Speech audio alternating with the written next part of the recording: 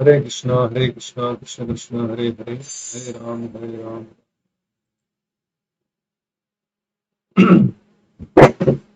Hare Krishna. So we are beginning of this day sixth of our sessions entitled Learning Gita.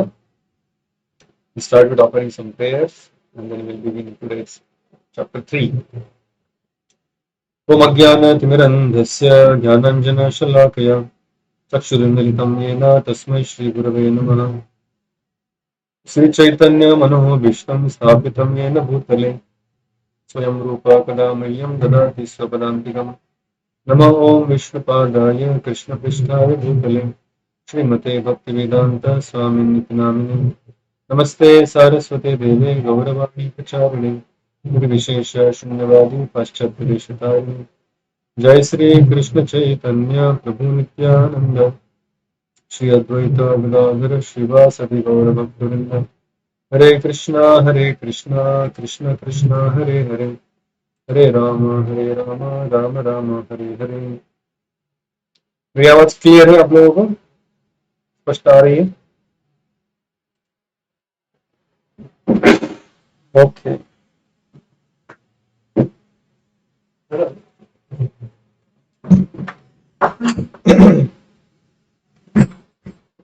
सभी भक्तों का, सभी participants का स्वागत करते हैं आज के इस छठे सत्र में. तो कल हमने दूसरे अध्याय को पूर्ण विराम दिया. दूसरे अध्याय से हमने कुछ चर्चाएं की. अभी हम आज तीसरे अध्याय के ऊपर चर्चा करने वाले हैं. तो कल तक हमने जो चीजें डिस्कस की, पहला अध्याय, दूसरा अध्याय. अगर हम पहले अध्याय का मैं आपको शॉर्टकट पूछूं तो पहले अध्याय में संक्षिप्त में क्या चीजें वर्णन की गई थी?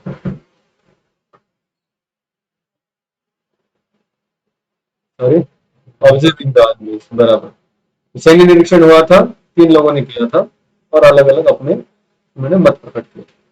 दूसरे अध्याय का शॉर्टकट कैसे याद रखेंगे? गीता. Very good. तो G for guru, I for, very good, T for types of duties and A for Atmaram. तो हमने कल आत्माराम के बारे में चर्चा की. कैसे है कोई व्यक्ति आत्मा के स्तर पर he can become unshakable. Nobody can move him, nobody can disturb him. He can tolerate and go through all the changes in life and climates and environment, everything he can stand. But to become well, उस तरह से होने के लिए सभी लोगों का mute रखिए कृपया. वैशाली माता जी तुमचा phone mute. Okay, thank you. तो कल हमने चर्चा की कि किस तरह हम अचल यानी अनशेकेबल हो सकते हैं. तो उसके लिए हमने कुछ एक्रोनिम बनाया था. किस तरह से हम अनशेकेबल या अनस्टॉपेबल या बहुत स्टेडी इंटेलिजेंस वाले स्थित प्रज्ञ कैसे हो सकते हैं. किसी को याद है कि हमने क्या एक्रोनिम बनाया था, क्या उसका लॉन्ग फॉर्म था? ABCD. Okay. A for be alert, B for no blame, C for choose the higher test, very good, and D for deserve the mercy. If you do all this things तो आपको कृपा जरूर प्राप्त होगी. A for be alert. तो be alert मतलब क्या था? अलर्ट रहना मतलब क्या? हमेशा सीसी कैमरा चालू रखना घर के अंदर सारे. अलर्ट मतलब क्या था? Anybody? ओके, अपना इंटेंशन क्या है उसके बारे में हमेशा जागरूक रहना, अवेयर रहना. Okay. Don't blame, no blame. उसमें हमने क्या चर्चा की थी? हम्म. हम्म. बहुत सारी चीजें होगी, कभी अपरेश भी आएगा, फेलियर भी आएगा, बट उसके लिए हमें रिस्पॉन्सिबिलिटी लेना है और भगवान को हमेशा धन्यवाद देना. हमने उसमें कुछ स्टोरी देखी थी, किसी को याद है?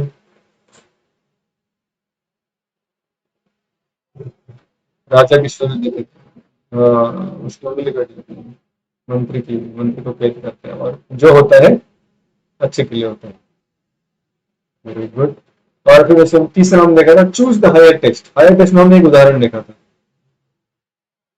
टॉर टेस्ट में उदाहरण देखा था. यस, टर्टल का. टर्टल से हमने क्या सीखा?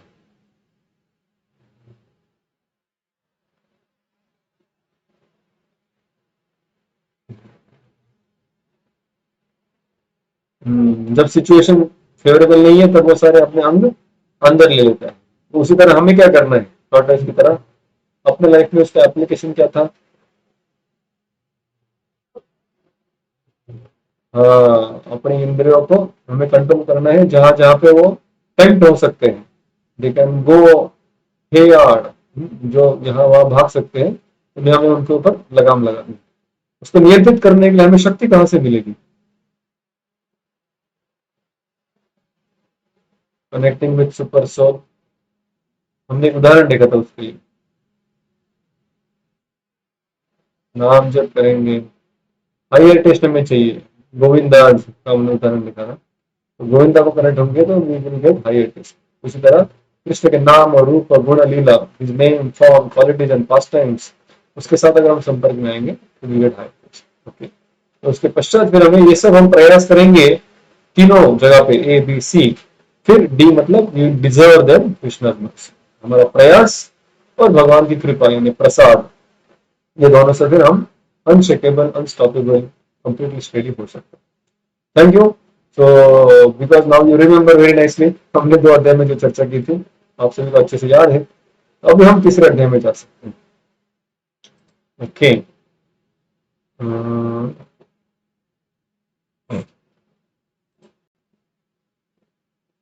let me share the screen.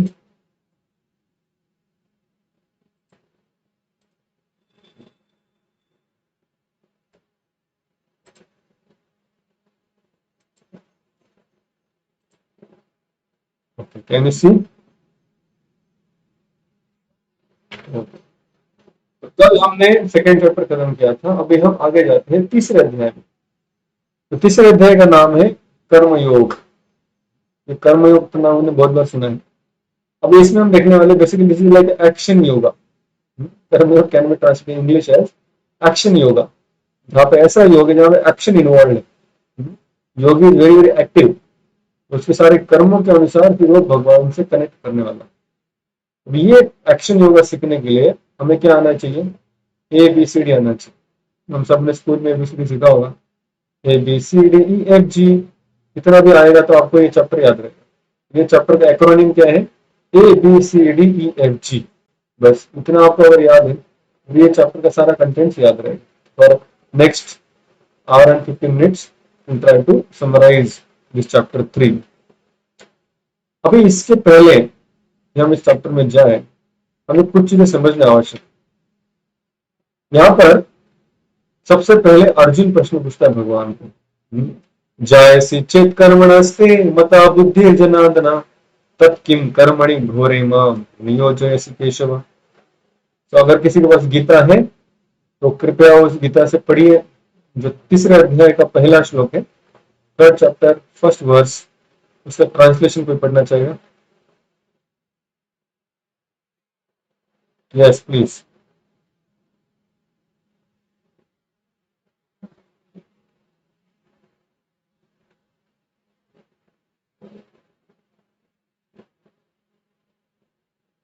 Okay, तो आपका वॉइस हमें ज्यादा क्लियर सुनाई नहीं दिया, और कोई पढ़ना चाहेगा?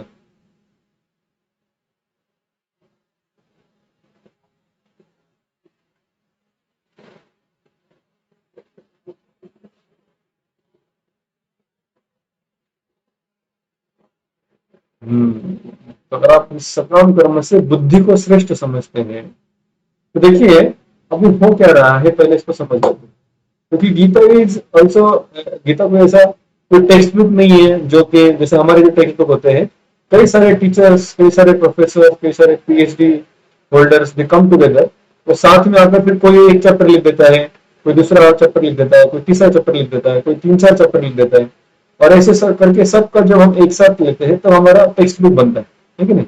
तो हर चैप्टर का ऑथर अलग अलग होता है, और फिर हमारे बुक के पीछे लंबी लिस्ट होती है कौन से ऑथर ने इसमें कंट्रीब्यूट किया है। लेकिन गीता जो ऐसा कोई पुस्तक नहीं है।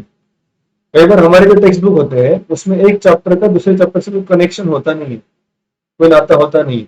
जैसे एक चैप्टर हमने ट्रिग्नोमेट्री पढ़ लिया तो सेकंड चैप्टर में शायद मैट्रिक्स तुरंत आ जाएगा। तो दोनों का वैसे कोई कनेक्शन खास है नहीं, लेकिन दोनों भी पढ़ना जरूरी है, इसलिए दोनों को भी हमने टेक्स्ट बुक में डाल दिया है। जैसे साइंस की बुक लेंगे शायद जैसे अभी मैं किसी को 12th स्टैंडर्ड का बायोलॉजी पढ़ा रहा हूँ, तो उसमें अभी पहले बायो 1 बायो 2 ऐसे दो अलग अलग सब्जेक्ट चलते थे, अभी ऐसा है नहीं। तो उसमें फिर कोई चैप्टर में प्लांट किंगडम यानी बॉटनी के बारे में पढ़ाया जा रहा है, अगले चैप्टर में अचानक जूलॉजी यानी एनिमल किंगडम के बारे में पढ़ाया जाता है। तो ऐसे दोनों में कोई संबंध है नहीं। तो हमें आदत लग गई है कि जहां जहां पर चैप्टर होते हैं, हमें लगता है कि ये चैप्टर मतलब ये कॉन्सेप्ट था, वो एक विषय था, एक विज्ञान था, वो खत्म हो गया, अभी दूसरा आ रहा है, फिर तीसरा आएगा, फिर चौथा कुछ तो अलग आएगा। इसमें से कुछ चैप्टर मुझे सिंपल जाते हैं, कुछ चैप्टर बड़े मुश्किल होते हैं, कुछ चैप्टर में पढ़ लेता हूँ, कुछ चैप्टर में ऑप्शन प्ले डाल देता हूँ। तो इस तरह से हमारा अभी तक का पढ़ने का अनुभव है। लेकिन गीता इस तरह की नहीं है।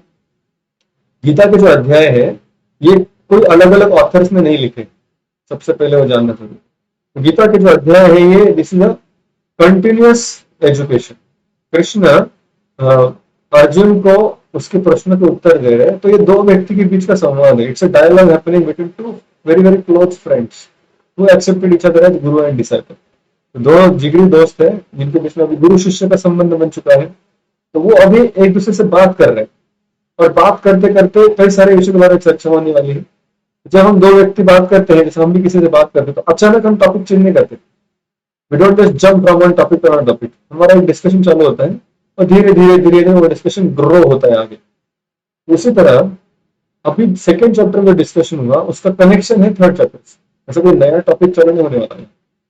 तो दूसरे अध्याय में डिस्कशन हमने देखा कि भगवान पहले गुरु बने, तो भगवान ने आइडेंटिटी के बारे में बताया कि भाई हम शरीर नहीं आत्मा है, या आत्मा को समझो। और फिर कहा गया कि देखो दो तरीके से जिया जा सकता है, एक तो शरीर के स्तर पर जिया जा सकता है, या सीधे आत्मा के स्तर पर जिया जा। हमने इसमें देखा था कि जो आत्मा के स्तर पर जीते हैं, उसको हमने कहा था भक्ति योग। या फिर इसके पहले वाला जो था, जो भी मुक्ति के लिए जा रहा था, उसको हमने कहा था मुक्ति यानी बुद्धि योग। उन दोनों को मिला।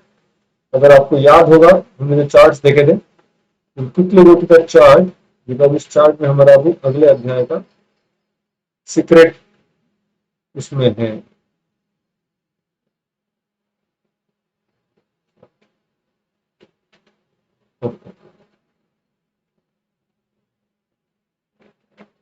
आपको ये चार्ट याद होगा जो हमने पहले 2 दिन से हम देख रहे हैं। मैंने कहा कि पूरी गीता में हमको काम आने वाला, शरीर के स्तर के कर्तव्य, आत्मा के स्तर के कर्तव्य, first motivation, second motivation and third motivation. तो उसमें हमने देखा था कि जो लास्ट वाले दो थे, उसको हमने बुद्धि योग नाम दिया। क्या आप लोग को चार्ट दिख रहा है? Screen not visible. बाकी लोगों को दिख रहा है?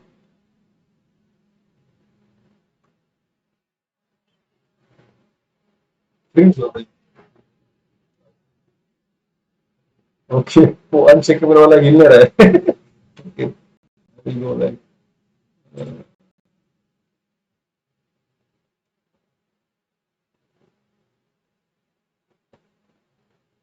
स्लाइड भी अनचेकेबल हो चुका है। Okay, now you can see.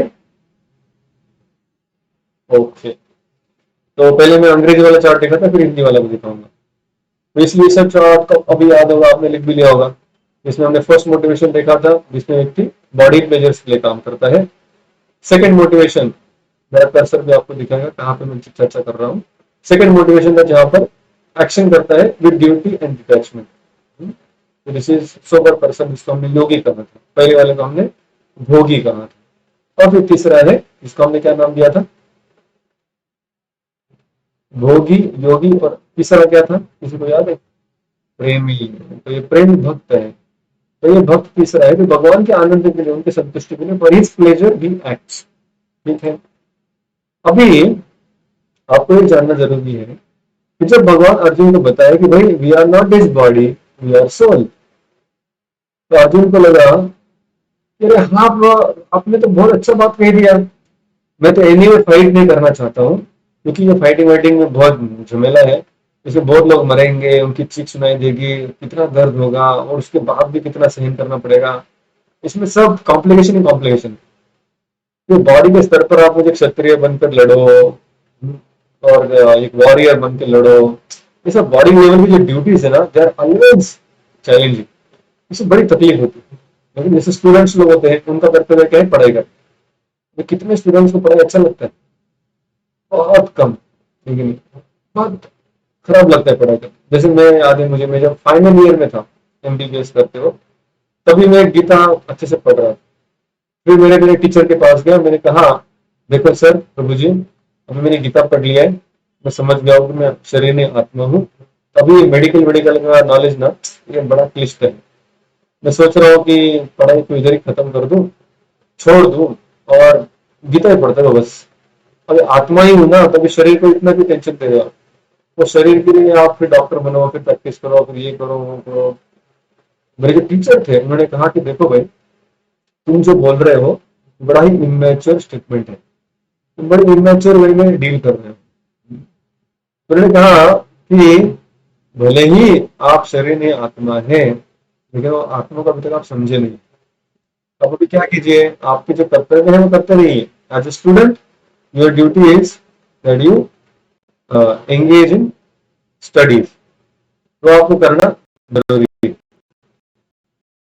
तो वो कंटिन्यू करता रहा। अभी अर्जुन जो है, अर्जुन भगवान को ऐसे प्रश्न पूछना था। अर्जुन भगवान को देखो, आपने अभी मुझे बुद्धि योग बताया। बुद्धि योग मतलब क्या था? जो सेकंड दो प्रकार के मोटिवेशन थे, जिसमें बेसिकली हमने कहा वो उसको बुद्धि योग नाम क्यों दिया हमने? किसी को याद है ये दोनों को हमने बुद्धि क्यों कहा था, बुद्धिमान व्यक्ति क्यों कहा था? और this second and third motivation is called बुद्धि होगा। मुश्किल सवाल है, लेकिन मुझे लगता है कोई एक जन इसका उत्तर दे सकता है।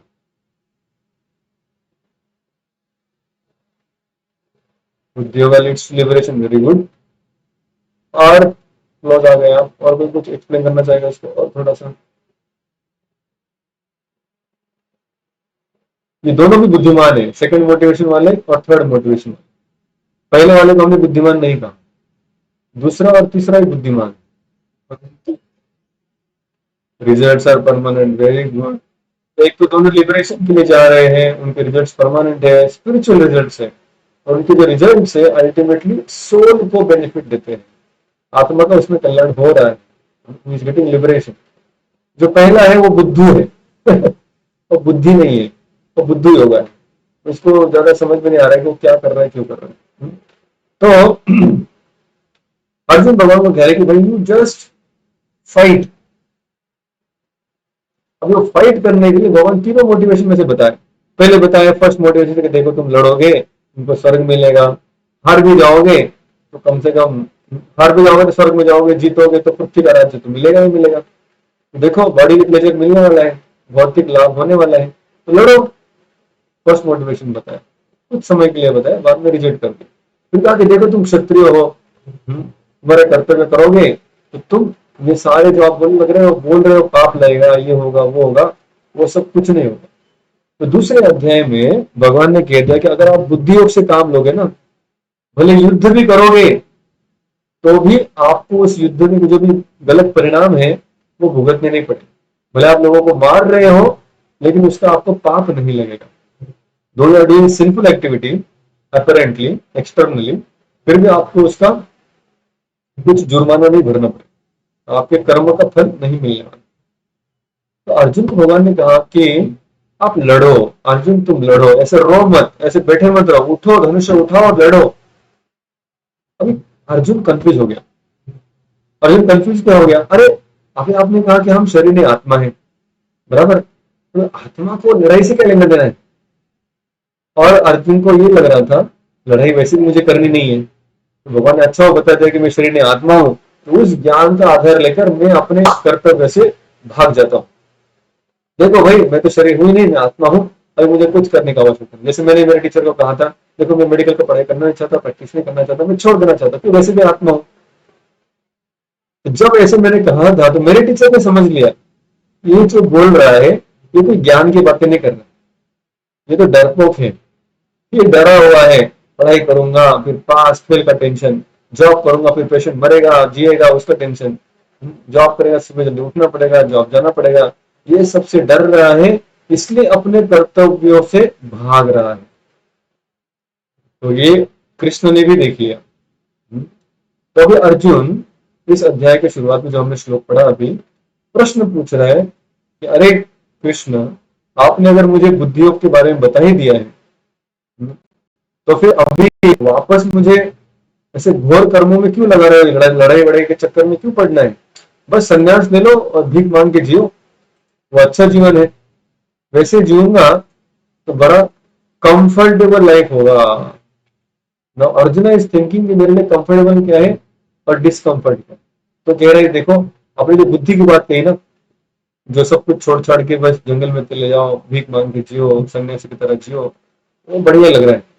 ये कर्मयोग कर्मयोग कर्मयोग, लड़ो लड़ो लड़ो, फल की अपेक्षा मत करो, ये मुझे कुछ जमा नहीं। तो मैं चाहता हूं क्या करूं, बुद्धियों का पालन करूं। और बुद्धियों मतलब एक्शन नहीं, रिनंसिएशन।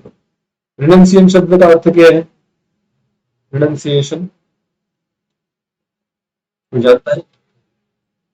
रिनंसिएशन या getting detach from the world, या त्याग वैराग्य।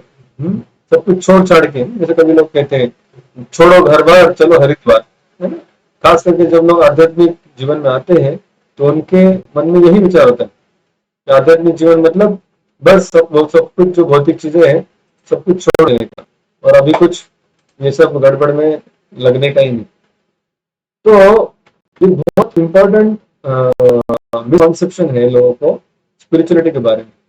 स्पिरिचुअलिटी मतलब घर छोड़ना पड़ेगा। जैसे कई बार पहले भी इस्कॉन के कुछ ब्रह्मचारी जो कि अपना घर छोड़कर मंदिर में रहने लगे, और एक सन्यासी का जीवन जीने लगे, तो उनको भी देखकर कई लोगों को लगा कि ये लोग भी कुछ ऐसा ही गलत कर रहे हैं। वो देखकर भी कई लोगों ने आक्षेप उठाया, भाई आप लोग क्या कर रहे हो, सब ऐसा नहीं करना चाहिए। तो यहाँ पर गीता में इसके बारे में बहुत क्लैरिटी यहाँ पे मिलने वाला है। अर्जुन भी कह रहा है कि मैं भी सभी सारे कर्मों को त्यागना चाहता हूँ और जंगल में जाके भीख मांग के जीना चाहता हूँ। I prefer renunciation than the action. अभी कृष्ण यहाँ पर उनको बताने वाले हैं कि वापस हम अपने चार्ट पे जाएंगे।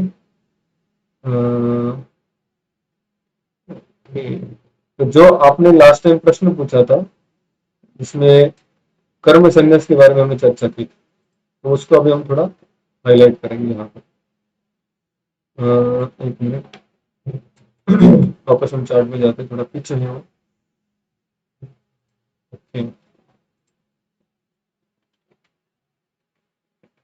चार्ट दिख रहा है आप लोगों को?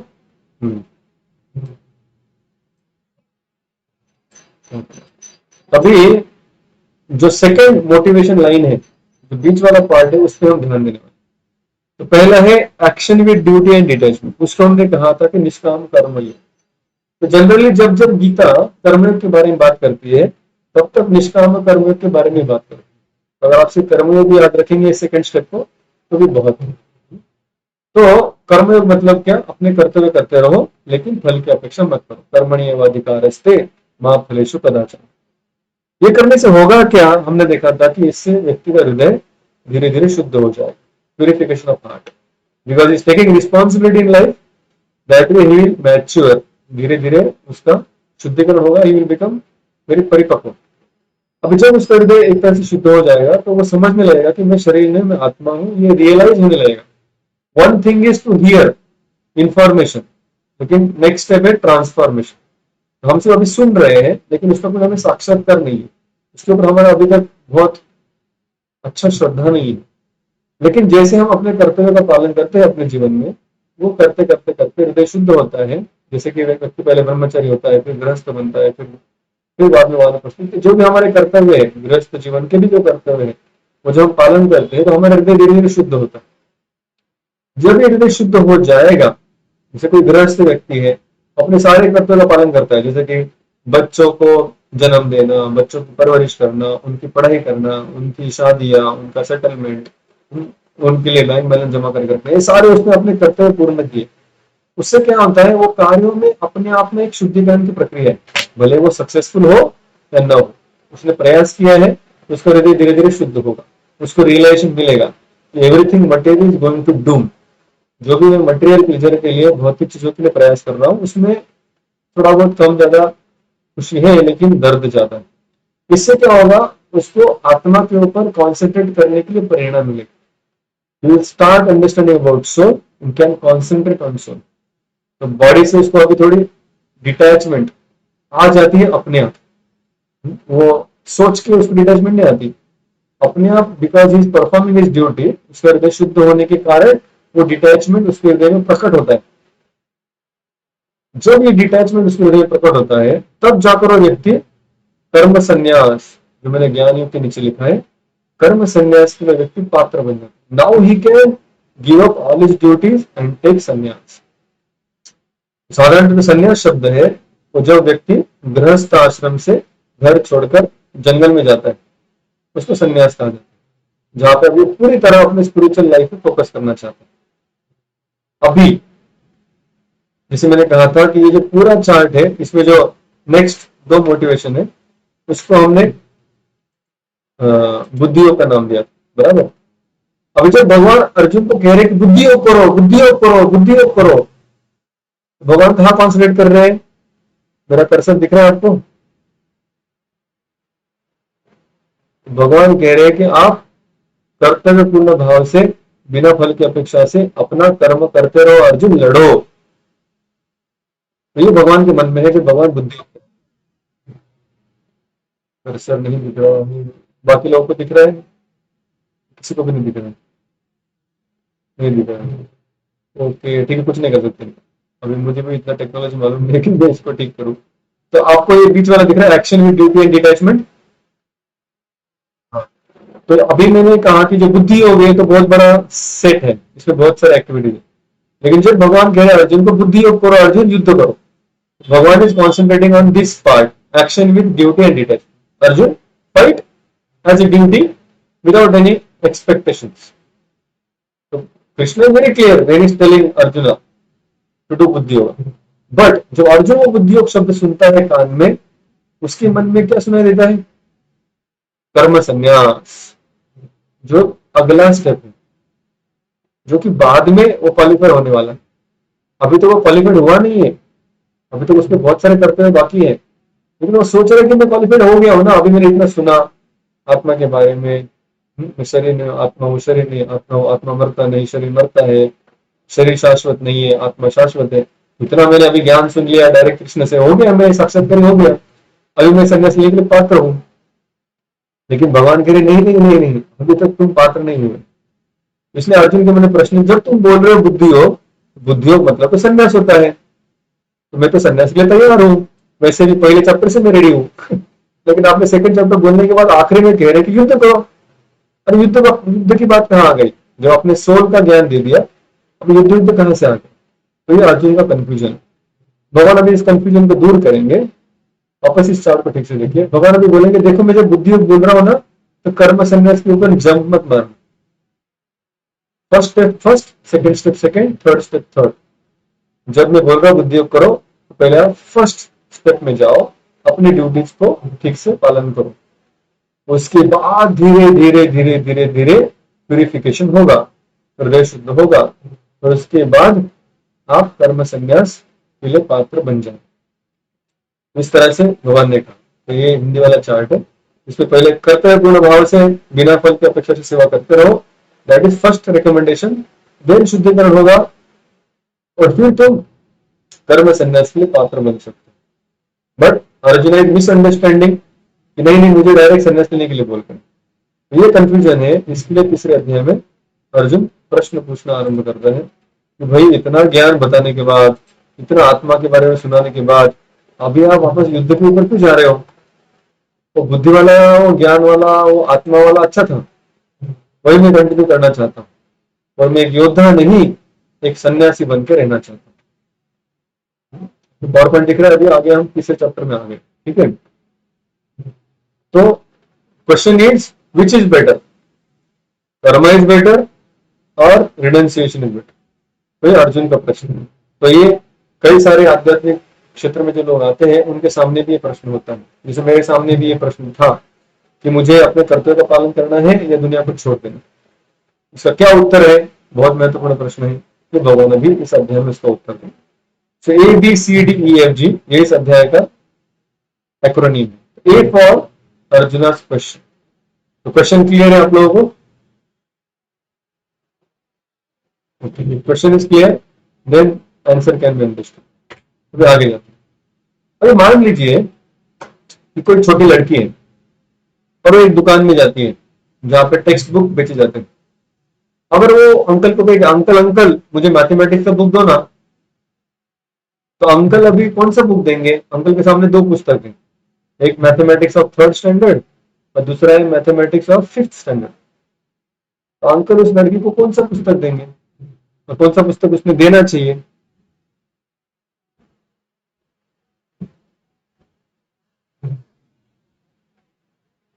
मैथमेटिक्स का थर्ड स्टैंडर्ड देना चाहिए। ओके, बाकी लोग का क्या ख्याल है?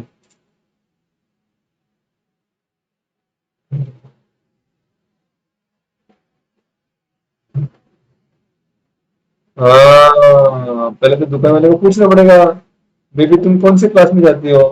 बेबी को मालूम नहीं तो बेबी पूछेंगे तुम्हारा उम्र कितना है, ठीक है नहीं, तुम्हारी बर्थ डेट क्या है, तो वो पूछ के उसको पता चलेगा उसकी उम्र क्या है, फिर उस कौन से स्टैंडर्ड के लिए वो क्वालिफाई करती है और इस हिसाब से उसको बुक देगी। अब अगर मैं पूछूं आपको प्रश्न कि ये दोनों पुस्तक में से कौन सी पुस्तक अच्छी है, विच इज बेटर? दोनों भी अच्छी है। क्यों? क्योंकि दोनों मैथमेटिक्स पढ़ाती है।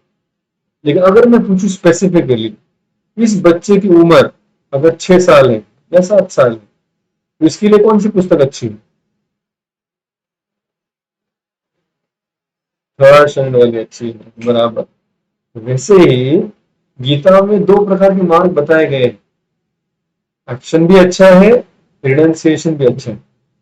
लेकिन बात यह है कि आप कौन से स्टैंडर्ड में हैं? तो भगवान उसका उत्तर देते हैं। अर्जुन जब पूछता है कि कौन सा राइट है, एक्शन इज राइट और रिनंसिएशन इज राइट, तो भगवान कहते हैं दोनों सही है भाई, बोथ आर राइट वे। लेकिन अर्जुन तुम कौन से स्तर पर हो वो तो पहले समझ लो। तुम चले सीधे संन्यास लेने के लिए, उतना तुम्हारा हृदय शुद्ध नहीं दिख रहा है। अभी भी तुमको राज्य की इच्छा है, अभी भी तुम्हें सुख की इच्छा है, अभी तुम पाप से डरते हो, अभी तुम्हें नरक में जाने का डर लगता है। अभी तुम्हारे अंदर जब भी कोई अन्याय होता है तो उस अन्याय को देखकर तुम चिढ़ जाते हो, अभी भी तुम्हारे अंदर वो सब है। तब तक तुम इस तरह रिनाउंसिएशन के लिए पात्र नहीं बन सकते। अगर तुमने समझो आर्टिफिशियली रिनाउंसिएशन ले भी लिया, वैराग्य ले भी लिया, तुम अगर जंगल में जाते हो और जंगल में से फिर भिक्षा मांगने के लिए किसी बाजू वाले गांव में जाकर पात्र लेकर भिक्षाम देही भिक्षाम देही भिक्षाम देही ऐसे घरों में भिक्षा मांगने के लिए जाते हो, अगर किसी व्यक्ति ने तुम्हारा अपमान कर दिया, अरे भिखारी बाबा है, ऐसा कभी किसी ने अगर बोल दिया, तो किसी ने रोटी दिया नहीं, भिक्षा नहीं दिया, तो तुम्हारे अंदर गुस्सा पैदा होगा। जो अन्याय होगा तो तुम अपने शस्त्र उठाओगे, फिर उस संन्यास को छोड़ दोगे वापस। तुम्हारे अंदर अभी वो डिजायर्स है, अभी वो इच्छाएं हैं, अभी तुम इस अवस्था में कम से कम इस त्याग के मार्ग के बारे में मत बोलो। वो त्याग का मार्ग भी सही है, लेकिन किन के लिए? जो शुद्ध हो गए उनके लिए। अभी तुम्हारे लिए वो मार्ग नहीं है, अभी तुम अपने कर्तव्य को पालन करो। इस तरह से भगवान उसका उत्तर देने वाले। तो अर्जुन ने क्वेश्चन पूछा, A for Arjun question, B दो श्लोकों में, तीसरे और चौथे श्लोक में भगवान उत्तर देते हैं कि भाई दो प्रकार के लोग होते हैं। कुछ लोग होते हैं जो इस कर्मयोग का पालन करते हैं और कुछ लोग होते हैं जो त्याग त्याग वैराग्य वैराग्य इसके बारे में चर्चा करते रहते हैं। तभी दोनों व्यक्ति अपने अपने क्वालिफिकेशन के हिसाब से मार्ग चुने, ऐसे नहीं कि जो अच्छा लगे वो ले ले।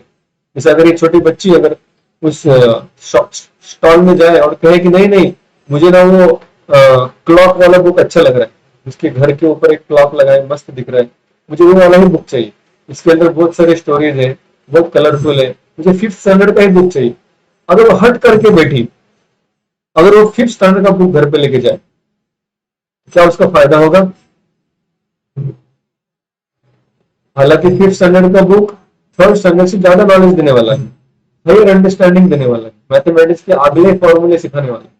लेकिन फिर भी भले ही वो अच्छा बुक है, लेकिन उस बच्ची को उसका फायदा नहीं होगा। क्यों? क्योंकि वो अभी उसके लिए क्वालिफाइड नहीं है। उसके विपरीत, contrary to that, if she takes that third standard book, अगर वो तीसरी का बुक अपने घर पे लेके जाए और उसको पढ़े, तो एक ना एक दिन वो थर्ड स्टैंडर्ड पास हो जाएगी, फिर फोर्थ स्टैंडर्ड में जाएगी, फिर वो पास होगी तो ये फिफ्थ स्टैंडर्ड का बुक भी उसको मिलने ही वाला है। तो वैसे भगवान अर्जुन को कहते, अरे तुम इतने उतावले क्यों हो रहे हो? अभी तुम जिस स्तर पर हो उसको पहले चढ़ो। जैसे अगर हम पहले माले पे हैं तो हमको पहले माले की सीढ़ियां पहले चढ़नी पड़ेगी, फिर हम दूसरे माले पे पहुंचेंगे। अगर हम कहेंगे नहीं पहले माले की सीढ़ियां में चढ़ूंगा ही नहीं, मैं सीधा दूसरे माले पे जाऊंगा, क्या हो सकता है? नहीं हो सकता। So first Krishna is telling Arjuna, O Arjuna, first understand for which you are qualified. जिसे हमने कल चर्चा की थी, बहुत विस्तार में हमने कल चर्चा की, how to accept us as our self, जो हमने सेकंड देखा था। पहले तो हमने देखा था विचला, दूसरा हमने देखा था निश्चला, तीसरा देखा था अचला। तो जो निश्चला था उसमें भगवान ने क्या कहा था कि तुम जैसे हो उसको पहले स्वीकार करो, तुम्हारी स्ट्रेंथ क्या है, तुम्हारी वीकनेस क्या है, तुम अभी सोसाइटी सोशल तुम्हारा स्टेटस क्या है, तुम्हारा अभी कर्तव्य क्या है, तुम कौन सी फैमिली में रहते हो। तो ये सब देखते हुए तुम्हें पता चलना चाहिए कि तुम्हारा अभी क्वालिफिकेशन क्या है, what you can do, what you can not do. तो हे अर्जुन, मैं आपको बता रहा हूँ क्योंकि मैं आपका मित्र हूँ, मैं आपको अच्छे से जानता हूँ, मैं आपका स्वभाव, आपका चरित्र सब कुछ जानता हूँ। तो इसलिए अभी, अभी मतलब गीता के इस अध्याय तक, जैसे जैसे गीता आगे जाएगी अर्जुन का क्वालिफिकेशन भी बढ़ने वाला है, हम देखेंगे आज। भगवान कह अभी फिलहाल, अभी फिलहाल तुम्हारा अधिकार क्या है? You are qualified only for action. कर्मणि एव अधिकारस्ते, योर अधिकार, your qualification, your right is only on action, you cannot go for renunciation right. तो भगवान ने कहा कि दोनों सही है, लेकिन फिलहाल तुम्हारे लिए कौन सा सही है? Action. Action is better than renunciation. भगवान कहेंगे कि जो एक्शन है ना, जनरल लोगों के लिए ये कंपलसरी है। ये जो चित्र है, कौन सा चित्र है? ये हमने देखा था सिक्स सेशन में। कौन है ये तीन माताएं देवियां?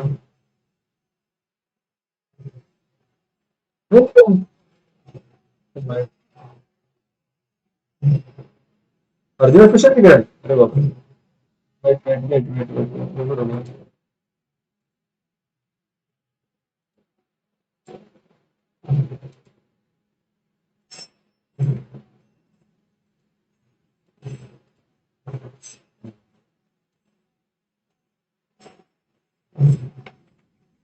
अर्जुन क्वेश्चन दिख रहा है? अभी आ गया सेकंड? हाँ, अरे यार अभी तो आपने देखा नहीं कितना अच्छा मैंने पीपीटी बनाया। तो यहाँ पे मैंने लड़की का फोटो देखा है, उसके सामने दो बुक्स हैं, उसमें से वो थर्ड स्टैंडर्ड का चूज करेगी क्योंकि वो इसकी उतनी ही उम्र है। ठीक है, मुझे लगा उसको देख के आप बता रहे थर्ड स्टैंडर्ड लेना चाहिए, कुछ छोटी दिख रही है। ठीक है, so Krishna is telling both are right, action is also right, renunciation is also right. कर्म भी अच्छा है, वैराग्य भी अच्छा है, लेकिन अलग अलग लोगों के लिए दोनों सही है, but depending upon your qualification you should take. जैसे हम मेडिकल शॉप में जाते हैं तो अपने मन से दवाई नहीं लेते, हालांकि उसमें बहुत सारी दवाई होती है। हम कौन सी दवाई लेते हैं? जो हमारे लिए प्रिस्क्राइब किया हुआ। प्रिस्क्रिप्शन कैसे होता है? हमारे बीमारी के अनुसार। वैसे हमारा जो बीमारी है, हमारा जो क्वालिफिकेशन है, उसके अनुसार हमें चूज करना चाहिए। भगवान कह रहे हैं for you right now action is better the redemption. तो अभी हम ये कार्य और ये छोड़ने की बातें मत करो, वैराग्य संन्यास की बातें करो ही मत, तुम इसके लिए भी क्वालिफाइड नहीं हो। फिर भगवान कहते हैं तुम ही नहीं, इस दुनिया के बहुतांश लोग, maximum percentage of people, for them action is C for compulsory. यहाँ पे जो तीन देवियां दिख रही होगी आपको, हाँ, ये कौन है? माया है तीनों। तो ये गुडनेस, पैशन एंड इग्नोरेंस, सत्वगुण, रजोगुण, तमोगुण। अब ये सत्वगुण, रजोगुण, तमोगुण जब हमारे ऊपर कार्य करते हैं तो हमें नचाते रहते हैं, just like dancing dogs, puppets या कठपुतली। और जब हमारे ऊपर सत्वगुण का प्रभाव है, हम सात्विक कार्य में लगे रहते हैं। जब हमारे ऊपर रजोगुण का प्रभाव है, हम राजसिक पैशनेट एक्टिविटी में लगे रहते हैं। जब हमारे ऊपर तमोगुण का प्रभाव है, तो हम इग्नोरेंट एक्टिविटी में लगे रहते हैं। कभी ना कभी कोई ना कोई एक्टिविटी में लगे ही रहते हैं। We cannot just sit quietly. क्यों? क्योंकि हमारा जो शरीर है ये तीन गुणों के अंदर है, हमारी जो आत्मा है वो भी हमेशा एक्टिव है, इसलिए इनएक्शन का कोई सवाल ही नहीं आता। भगवान अर्जुन को कहते देखो भाई, एक्शन तो सबको करना ही है। जैसे अगर मैं आपको कहूं, क्योंकि आपका जो मन है ना, उसको एकदम शांत कीजिए, कुछ भी मत सोचिए, स्लाइड को भी मत देखिए, आपने आंखें बंद कर लीजिए और आप काले कुत्ते के बारे में मत सोचिए। जैसे मैंने कहा कि काले कुत्ते के बारे में मत सोचिए, आपके माइंड में क्या इमेजिनेशन हुआ? काला कुत्ता आ गया, ठीक है। तो मैंने कहा कि मत सोचो, लेकिन फिर भी आपने सोच लिया। क्यों? क्योंकि आपका कंट्रोल ही नहीं है, ना ही मेरा भी कंट्रोल है। जब तक हमारा हमारे माइंड के ऊपर, बॉडी के ऊपर कंट्रोल ही नहीं है, तो भगवान करे भाई, where is the point of not doing anything. शांत बैठ ही सकते हैं, हमारा मन भागता रहेगा, हमारा शरीर भी भागता रहेगा, क्योंकि हमेशा ये तीन देवियां हमें नचाती रहती है। हमारा मन हमेशा सात्विक या राजसिक या तामसिक कार्य में लगा ही रहता है। और किसी को अगर अपना पेट भी भरना है, काम तो करना ही पड़ेगा ना। बिना काम के पेट भरेगा क्या? नहीं भरेगा। तो जो जो व्यक्ति समाज में रहता है, उसको समाज के प्रति, परिवार के प्रति कुछ ना कुछ करते हुए जरूर होते हैं। भगवान कह रहे हैं उसको हमें कंपलसरी है, वो करने ही पड़ेंगे। अर्जुन को कह रहे हैं वो कर्म तुम करते रहो। अर्जुन कहेगा अरे फिर क्या फर्क रहा मुझ में और दुर्योधन में? दुर्योधन भी युद्ध कर रहा है, मैं भी युद्ध कर रहा हूँ। वो भी लोगों को मारने वाला है, मैं भी लोगों को मारने वाला हूँ। तो कुत्ते बिल्ली और मुझ में क्या फर्क हो गया? एनिमल्स और ह्यूमन बींग्स में क्या फर्क रह गया? वो भी तो अपना पेट भरने के लिए कार्य करते रहते हैं, हम भी अपने पेट भरने के लिए कार्य करेंगे। तो डिफरेंस क्या है? भगवान ने कहा रुको रुको रुको, मैं कह रहा हूँ कि एक्शन कंपलसरी है, लेकिन एक्शन करना कैसे है? कुत्ते बिल्ली की तरह नहीं जीना है, दुर्योधन की तरह नहीं जीना है। कैसे जीना है फिर? एक्शन वही करो जो मैंने तुमको बताया है। तुम्हारा जो रोल है, जो मैंने डिफाइन किया है, अगर तुम सोल्जर हो तो सोल्जर की तरह लड़ो, भागो मत वहां से। तुम शिक्षक हो तो पढ़ाओ, तुम स्टूडेंट हो तो पढ़ाई करो, तुम अगर माता हो तो बच्चों का ख्याल रखो, उनको प्रेम दो।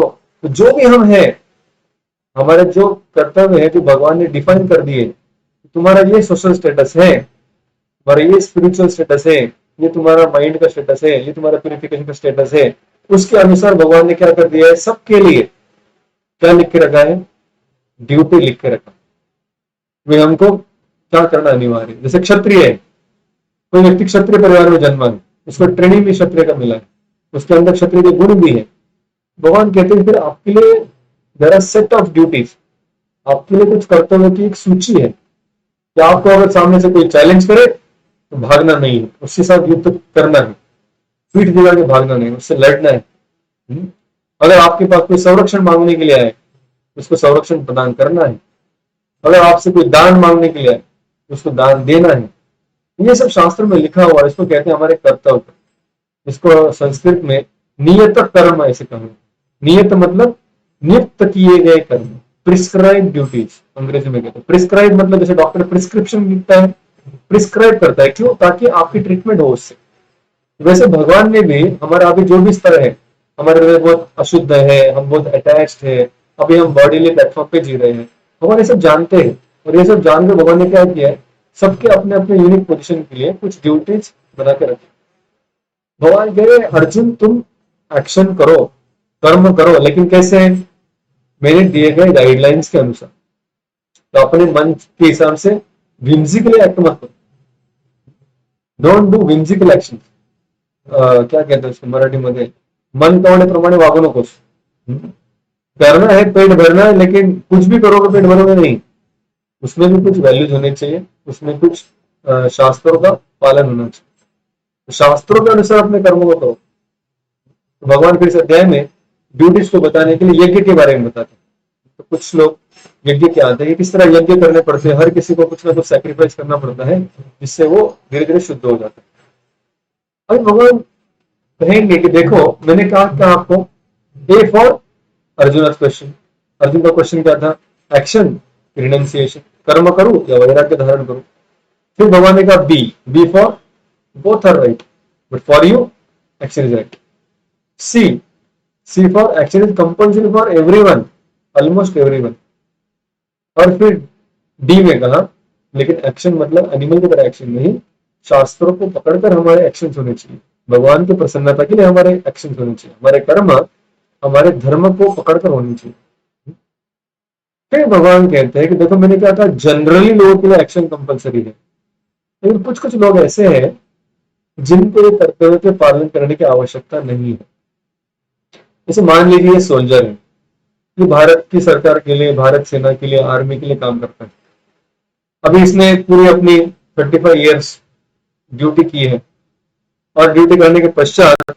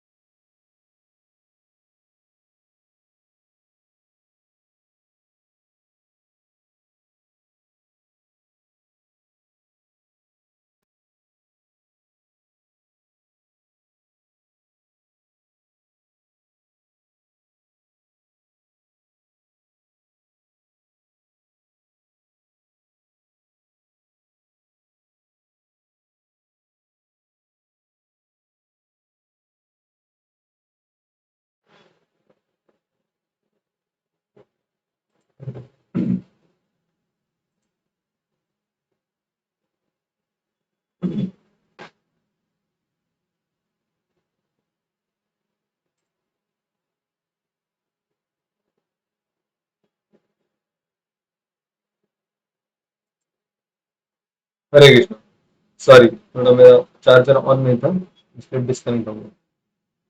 तो हम चर्चा कर रहे थे कि कोई अगर सोल्जर है, वो अगर अपनी पूरी ड्यूटी पालन करता है और बाद में उसकी उम्र हो गई, अभी वो रिटायर हो गया, उसने अपने जो भी कर्तव्य थे सभी कर दिए थे, एक बार वो रिटायर हो गया, क्या उसकी आर्मी के प्रति कोई ड्यूटी बचती है? अभी अगर समझो पाकिस्तान हमारे पास, is he bound to go and fight? No, क्योंकि उसने अपने कर्तव्य पूर्ण कर लिया, कर्तव्य पूर्ण होने के बाद अभी उसमें से छूट गया, इज रिटायर्ड। अभी उसकी प्रिस्क्राइब ड्यूटीज में, उसके धर्म में, उसके कर्तव्य में वो नहीं आता। भगवान अर्जुन को कह रहे हैं कि देखो, जैसे व्यक्ति अपने कर्तव्य का पालन करेगा, करता रहेगा, करता रहेगा, करता रहेगा, एक समय आएगा जब उसके हृदय से सारी भौतिक इच्छाएं खत्म हो जाएगी। Now he is no more dependent on society, अपने परिवार के ऊपर, अपने समाज के ऊपर, देश के ऊपर, या इवन अपने शरीर के ऊपर वो निर्भर नहीं है। यह ट्रांसेंडेंटल प्लेटफॉर्म, उसने अपने शारीरिक स्तर को पार कर दिया है। वो आत्मा के स्तर पर जो जी रहा है, ऐसा जो व्यक्ति है ना, उसको ये कर्तव्य वर्तव्य करने की कोई आवश्यकता नहीं। ही इज फ्री और ही इज एग्जेम्प्टेड, वो एक्सेप्शन बन जाता है इस कर्तव्य के लिए। तो वो भगवान अगले पार्ट में बताते हैं कि those are already purified, they need not perform the duty. So exceptions, those are purified, they are exception to the duty. अभी ये प्रभुपाद का फोटो यहाँ पर क्यों डाला है, उसके लिए मैं स्टोरी बताता हूँ आपको। एक बार ओके, वो स्टोरी बाद में आएगा। भगवान कहते हैं अर्जुन को, उदाहरण देते हैं जनक महाराज। तो जनक महाराज कौन थे? वो जनक राजा, सीता के पिताजी। तो Janak Maharaj, he was such a qualified person. और सीता के पिता बनने के लिए तो बहुत प्यूरिफिकेशन चाहिए ना, he has to be a great soul, pure soul. He only pure soul, और शुद्ध भक्त है। लेकिन सीता का जन्म कहां से हुआ? भूमि से हुआ। कैसे हुआ भूमि से जन्म उनका? क्या हुआ था? अचानक कैसे भूमि से बाहर आई वो? हाँ, जनक महाराज यज्ञ भूमि को मतलब समतोल बनाने के लिए हल चला रहे थे। जैसे कहीं भी यज्ञ होता है तो उसमें भूमि पूजन होता है, तो भूमि पूजन में हल चला जाता है, जो राजा स्वयं, जो यजमान है, वो उस भूमि में हल चलाता है। अभी वो जब वो सोने का हल चला रहे थे, तभी जब भूमि में छेद निर्माण हुआ, जिसको सीत कहते हैं, वो सीत में से जो उत्पन्न हुई उसको कहते हैं सीता। अभी क्या कर रहे हैं, मतलब जनक महाराज यज्ञ कर रहे हैं। यज्ञ किस लिए करते हैं राजा लोग? पर्जन्य प्राप्त करने के लिए, यानी बारिश प्राप्त करने के लिए, या फिर इस समाज उनका जो प्रजा है उसके सुख समृद्धि के लिए करते हैं। तो ये सारे कर्म हो गए, ये उनके कर्तव्य हो गए। लेकिन जनक महाराज ऑलरेडी प्यूरिफाइड है। वो कौन है? माता सीता कौन है? राम की भार्या है, पत्नी है। राम कौन है? पूरे सृष्टि के नियंत्रक है। वो चाहे तो जनक महाराज को जितना चाहे उतना बारिश, जितना चाहे उतना धन समृद्धि सब कुछ दे सकते हैं। तो जनक महाराज की जमाई स्वयं भगवान है। तो उनको ये सब छोटा मोटा यज्ञ, अलग अलग देवताओं की पूजा, उनको प्रसन्न करना, फिर उनके प्रसन्नता के बाद फिर बारिश होगी और फिर राज्य समृद्ध होगा, ये सब करने की आवश्यकता ही नहीं थी। लेकिन फिर भी जनक महाराज कर रहे थे वो सब कुछ। तो उनका उदाहरण है। तो कहा गया है कि जो लोग प्यूरिफाइड है, ऑलरेडी उसके परे हैं, उनको वैसे कार्य करने की आवश्यकता नहीं है। ये वाक्य जब अर्जुन सुनता है कि जो लोग शुद्ध हो जाते हैं उनको कुछ कार्य करने की आवश्यकता नहीं है, तो अर्जुन बड़ा खुश रहता है और सोचता है कि हाँ भगवान, वो मैं ही हूँ, मैं शुद्ध हो गया हूँ। मैंने आपसे सुना गीता दूसरा चैप्टर में, सुना मैंने, मैं शरीर में आत्मा में समझ गया हूँ। अब मुझे युद्ध करने की कोई आवश्यकता नहीं। अभी मैं सन्यासी लेने के लिए पात्र हो चुका हूँ, कर्म संन्यास, रिनंसिएशन। भगवान कह रहे हैं वैसे तो तुम उस स्तर पर पहुंचे नहीं हो अभी तक, अभी तुम थर्ड स्टैंडर्ड में ही हो, लेकिन फिर भी अगर तुमको लग रहा है कि तुम आगे बढ़ चुके हो, शुद्ध हो चुके हो, तो फॉर योर इंफॉर्मेशन मैं आपको बताना चाहता हूँ कि जो लोग उन नियमों के परे चले गए हैं वो लोग भी अपने जीवन में उन सारे कर्मों को पालन करते हैं। जैसे कुछ लोग होते हैं, भले वो सन्यास ग्रहण कर लिए, अब जो सन्यासी होता है उसको समाज से कुछ लेना देना ही नहीं होता। ना समाज उसको मेंटेन करता है, ना समाज के से उसको कुछ प्रशंसा चाहिए, कोई जरूरत नहीं। लेकिन फिर भी ऐसे सन्यासी लोग कभी भी समाज में घूमते हुए, पढ़ाई करते हुए, सिखाते हुए, लोगों के बीच में रहकर उनकी मदद करते हुए दिखते हैं। क्यों?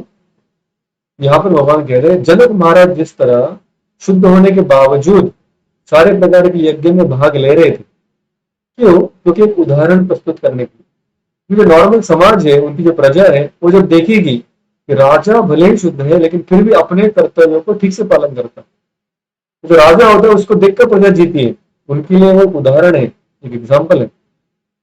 तो उस उदाहरण को अच्छे से लोगों के सामने रखने के लिए फिर वो जो राजा है सारे कर्तव्यों को पालन करता है। तो वो जनक महाराज का उदाहरण देते हैं। तो शिला प्रभुपाद का स्टोरी भी बताना चाहूंगा। शिला प्रभुपाद एक बार एयरपोर्ट पे बैठे थे, तो किसी महाराज जैसे आए थे भारत में। तो एयरपोर्ट पे जैसे आए तो प्रभुपाद के कई सारे शिष्य वहां पर जमा हो उनका स्वागत करने के लिए। प्रभुपाद को ऐसे स्तुति की, उस ग्लोरिफिकेशन की, उस स्वागत की कोई आवश्यकता नहीं थी। वो अपने आप में कृष्ण स्मरण में शुद्ध है और संतुष्ट है। लेकिन जैसे लोग आए तो प्रभुपाद भी थोड़े रुक गए, सब लोग कीर्तन कर रहे थे, प्रभुपाद जय जयकार कर रहे थे, उनका स्वागत कर रहे थे। तो सारा एयरपोर्ट भी देखने लगा कि कौन इतना इंपॉर्टेंट व्यक्ति है जिसको रिसीव करने में इतने सारे लोग जमा हुए, वो भी ऐसे फॉरेन देश में। तब जो एयरपोर्ट अथॉरिटीज थे वो भी वहां पर आके देखने लगे who is that VIP person. जैसे वहां पर आए तो इतना गर्दी हो गया, तो सारे जो फ्लाइट में से लोग उतरे थे वो भी रुक के देखने लगे भाई कौन था व्यक्ति जो हमारे फ्लाइट में था और इतना मशहूर है, इतना लोग उनसे प्रेम करते हैं। तो धीरे धीरे एयरपोर्ट के दरवाजे में इतना गर्दी हो गया कि अंदर का आदमी बाहर नहीं जा सक रहा था, बाहर का आदमी अंदर नहीं आ सक रहा। तो जो एयरपोर्ट अथॉरिटी है उनको कोई डिसीजन लेना पड़ा। उन्होंने कहा कि नहीं नहीं, इतना गर्दी यहाँ पे नहीं कर सकते, भले वी रिस्पेक्ट, हमें ये सम्मान है कि बहुत बड़े संत यहाँ पर आए हैं, लेकिन हम चाहते हैं कि थोड़ा आप बाकी लोगों को रास्ता दीजिए। तो एयरपोर्ट अथॉरिटी एक भक्त के पास गए और उनको कहा कि देखिए आप जो हरे कृष्णा के भक्त हैं थोड़ा साइड में हो जाइए, आपका जो चल रहा है वो चलने दीजिए, आप कीर्तन कीजिए, लोगों को आनंद आ रहा है उसमें, तो थोड़ा सा साइड हो जाए ताकि बाकी लोग भी ट्रैफिक चलता रहे। तो एक भक्त तुरंत उस एयरपोर्ट की कुर्सी के ऊपर खड़ा हो गया और जोर से उसने अनाउंसमेंट किया, जो भी हरे कृष्णा के भक्त यहाँ पर जमा है वो सब लोग एक बाजू में आ जाइए। उसने अनाउंसमेंट कर दिया, लेकिन प्रभुपाद जी को छोड़कर कोई हिलने के लिए तैयार ही नहीं था। सब उनके दर्शन लेना चाहता था, उनको कुछ भेंट वस्तु देना चाहता था, उनसे कुछ बात करना चाहता था, कोई रास्ता नहीं दे रहा था। प्रभुपाद ने भी अनाउंसमेंट सुना और प्रभुपाद ने जैसे वो अनाउंसमेंट सुना तुरंत अपना बैग उठाकर वो चलने लगे जिस दिशा की ओर उस अनाउंसमेंट करने वाले व्यक्ति ने निर्देश किया था, उस दिशा में प्रभुपाद चलने लगे। कोई भी नहीं उठा है, और सिर्फ प्रभुपाद उठ के चलने लगे। तो जो जिसने अनाउंसमेंट किया था वो भी थोड़ा डर गया कि अरे अरे मैंने प्रभुपाद को डिस्टर्ब कर दिया। तो उसने तुरंत कहा, प्रभुपाद जी आपके लिए नहीं कह रहा हूँ, बाकी लोग के लिए कह रहा हूँ, थोड़ा सा साइड दीजिए करके। प्रभुपाद ने कहा आपने क्या अनाउंसमेंट किया, जो भी कृष्ण भक्त यहाँ पर है तो थोड़ा साइड में आ जाइए। तो क्या मैं कृष्ण भक्त नहीं हूँ? अगर आप मानते हैं कि मैं कृष्ण भक्त हूँ तो आपने जो अनाउंसमेंट दिया, जो सूचना दी, वो मेरे लिए भी है, इसलिए मैं भी इसको पालन करूंगा। हालांकि उनको पालन करने की आवश्यकता नहीं थी, बाकी जिसने अनाउंसमेंट किया उसके भी कोई इंटेंशन ऐसे थे, लेकिन प्रभुपाद ने देखा कि भाई मैं एक साधारण व्यक्ति हूँ, मैं एक साधारण कृष्ण भक्त हूँ, अगर मैं पालन करूंगा तो बाकी लोग भी इसका अनुकरण अपने आप करेंगे, अनुसरण करेंगे। उस तरह से जो व्यक्ति भले ही शुद्ध है फिर भी एक एग्जाम्पल सेट करने के लिए समाज में कार्य करते रहते हैं। फिर कृष्ण दूसरा उदाहरण देते हैं, पहले जनक महाराज को देते हैं, तो दूसरा उदाहरण देते हैं अपने आप का। कृष्ण कहते हैं कि देखो, मैं स्वयं जब इस धरती पर आता हूँ तब मैं भी उदाहरण प्रस्तुत करने के लिए कई सारे कार्यों में भाग लेता हूँ। जैसे युद्ध में मैं सारथी बनकर तुम्हारी सेवा कर रहा हूँ, क्या जरूरत है मुझे, मुझे कुछ आप पगार देने वाले हो सारथी बनने का, फिर भी मैं कर रहा हूँ। मैं राज्य संभालता हूँ, उग्रसेन महाराज का मंत्री बनकर उनको सरासर सजेशन देता हूँ, उनको राज्य संभालने में मदद करता हूँ। क्या आवश्यकता है, मेरा अपना भगवत धाम है, यहाँ पे मुझे राज्य चलाने का नाटक करने की क्या आवश्यकता है। वसुदेव और देवकी की मैं सेवा करता हूँ, क्या आवश्यकता है। शांतिपुर ऋषि मुनि के आश्रम में जाकर शिक्षा ग्रहण करता हूँ, उनको अपना टीचर करके स्वीकार करता हूँ। अरे सारे ज्ञान मुझसे आते हैं, तो मुझे टीचर स्वीकार करने की क्या आवश्यकता है, लेकिन फिर भी मैं स्वीकार करता हूँ। क्यों? एक एग्जाम्पल सेट करने की, एक उदाहरण प्रस्तुत करने की। तो इसमें कृष्ण बहुत इंपॉर्टेंट लेसन दे रहे हैं कि जो जो वरिष्ठ लोग हैं समाज में रहने वाले, उन सभी के ऊपर उत्तरदायित्व होता है कि वो बाकी जो उनके आश्रित लोग हैं, उनसे जो जूनियर है, उनके लिए एक अच्छा एग्जाम्पल सेट करें। कई बार हम समाज को बहुत सुधारने का प्रयास करते हैं, बहुत कुछ बोलना चाहते हैं, ट्वीट करते हैं और ब्लॉग ओपन करते हैं, वीडियोस बनाते हैं, लेकिन उससे समाज कई बार नहीं सुधरता। क्यों नहीं सुधरता? क्योंकि किसी भी व्यक्ति को अगर आप इंस्पायर करना चाहते हैं, किसी भी व्यक्ति को अपने जीवन में कुछ बदल लाने के लिए आप प्रेरणा देना चाहते हैं, तो सबसे अच्छा तरीका क्या है? You yourself become the change which you want to see in the world. पहले हमारे अंदर वो गुण विकसित करना होगा, और हम उस तत्व के, उस नैतिक मूल्य का अगर हम खुद एक उदाहरण बनेंगे अच्छे, तो हमको देखकर कई सारे लोग अपने आप ट्रांसफॉर्म हो जाएंगे। तो एग्जाम्पल सेट करना बहुत महत्वपूर्ण है। कृष्ण यहाँ पर बता रहे हैं कि अर्जुन, भले ही तुम सोच रहे हो कि मैं ये सबसे परे हूं, तुम हो नहीं, लेकिन फिर भी अगर तुम सोचते भी हो, ये जान लो कि तुम्हारा और एक कर्तव्य है कि तुम्हें सारे समाज के सामने उदाहरण प्रस्तुत करना है।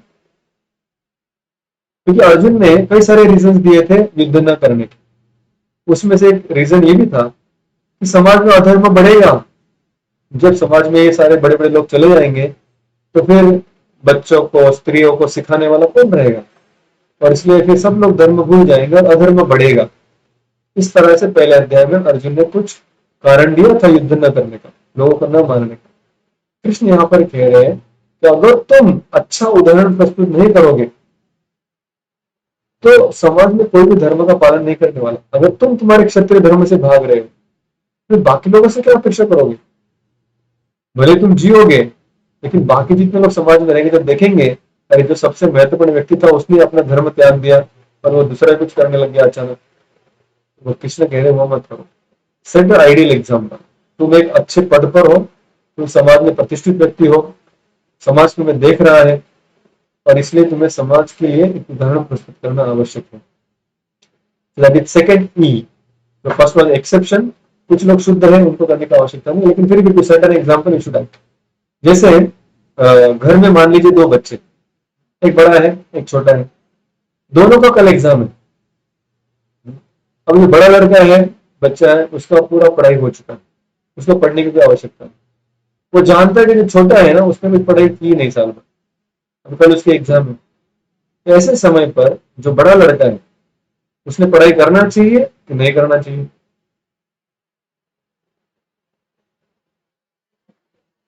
करना चाहिए।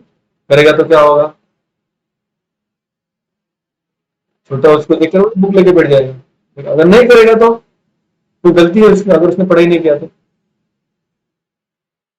कोई गलती नहीं है, लेकिन फिर भी एक गलती हो जाएगी एक दृष्टि से कि वो अपने भाई को एक अच्छा उदाहरण नहीं दे पाए, एटलीस्ट उस एक दिन के लिए। ठीक है, पहले तो उसने पढ़ाई किया था, तभी भाई छोटे भाई ने उसको देखना चाहिए था। तो ये जब हम समाज में एक पोस्ट पे आ जाते हैं, जैसे कई बार लोग कहते हैं कि तो मुझे मैं अभी इतना बिजी रहता हूँ। जैसे एक बार पालघर के सीईओ मेरे पास आए, तो वो काम में आए थे गोवर्धन कॉलेज में, तो रिटर्न में उनके साथ ही गाड़ी में आ रहा था। उन्होंने कहा कि मैं बहुत बिजी रहता हूँ, मुझे समय ही नहीं मिलता, मैं इतना व्यस्त रहता हूँ, बिजी हूँ, तो मैं ये गीता गीता पढ़ने के लिए या फिर मंदिर में आके बैठने के लिए या आपके साथ यात्रा आने की बड़ी इच्छा है, लेकिन कर नहीं पाता हूँ। तो उनको कहा कि जरूरत नहीं है, जो आपको गीता पढ़ने का समय उतना तो आपको निकलना ही चाहिए, जितना नाम जप करने का समय उतना आपको निकलना चाहिए, लेकिन बाकी समय में आप जो एक समाज के सामने एक अच्छा उदाहरण, एक चरित्रवान व्यक्ति जो कि रिस्पॉन्सिबल बनकर कार्य कर रहा है, उसका एक उदाहरण प्रस्तुत कर रहा है, वो बहुत बहुत बहुत महत्वपूर्ण है। एक भक्त जो अपना प्रोफेशनल लाइफ, एक स्टूडेंट, तो एक डिवोटी स्टूडेंट जो अपना स्टूडेंट करियर ठीक से जीता है। जैसे कई एक बार मैं मनोर में लेक्चर दे रहा था, मनोर जो पालघर से पास में ही है, कुछ ही दूरी पर है। तो एक उधर भी मैंने एक 6 सेशन कोर्स किया था, उसमें एक महिला आई, बहुत लेट आई वो, ऑलमोस्ट 9 बजे प्रोग्राम खत्म हो रहा था, तभी वो प्रोग्राम में आई। तो मैंने उसको पूछा कि आपको कैसे पता चला ये प्रोग्राम? मैंने पता तो बहुत दिन से था, लेकिन कल पता चला कि कोई डॉक्टर गीता सिखा रहा है। तो वो मैं देखने के लिए कि भाई कोई डॉक्टर गीता कैसे सिखा सकता है। हम्म, खुद ऑलरेडी जीवन में सक्सेसफुल है, फिर अभी गीता के पीछे भी लग गया। तो वैसे तब मुझे चमका कि जो मेरे टीचर ने कहा था, भैया तुम अपना पूरा पढ़ाई पहले पूर्ण करो, प्रैक्टिस करो, और उसके बाद उपदेश देना आरंभ करो। उससे क्या होगा, because you have set a high standard, कि तुमने अपनी पढ़ाई ठीक से की है, टॉपर रहे हो, अच्छे से पढ़ाई की हो, पास हुए हैं, नंबर निकाले हो, एक करियर बनाया है, एक अच्छे प्रोफेशन में सक्सेसफुल भी थे, ये जो उदाहरण प्रस्तुत करोगे, that will inspire people to take up Gita. अगर हम अपने प्रोफेशनल लाइफ में, अपने स्टूडेंट लाइफ में, अपने करियर में अगर हम सीरियस नहीं है, तो हम फिर अगला जो जनरेशन है उसको इंस्पायर नहीं कर पाएंगे डिवोशनल लाइफ को स्वीकार करने के लिए। That is very important lesson Krishna is telling Arjun, यद यद आचरति श्रेष्ठ तत् तत् एव इतरः जगः स यत् प्रमाणम कुरुते लोकस्तत् अनुवर्तते। इसमें कहते हैं जो लोग श्रेष्ठ व्यक्ति समाज के, उनको कार्य करना आवश्यक है, एग्जाम्पल सेट करना। ये और एक प्रकार का है। अभी दो प्रकार के लोग हो गए, एक तो है जिनके अंदर बहुत इच्छाएं हैं, वो भी कार्य में लगे पड़े हैं। दूसरे हैं जिनके अंदर सारी इच्छा खत्म हो चुकी है, they are already pure souls, they are also engage. जो शुद्ध है वो भी कर रहे हैं, जो अशुद्ध है वो भी अपने कर्म कर रहे हैं। तो दूर से देखा जाए तो दोनों में समान लगते हैं। एक स्टूडेंट जो गीता नहीं पढ़ता, पढ़ाई कर रहा है, दूसरा जो गीता का भी पढ़ाई करता है, साथ साथ अपनी पढ़ाई भी कर रहा है, स्कूल की या कॉलेज की। दोनों में क्या फर्क है? कोई फर्क है?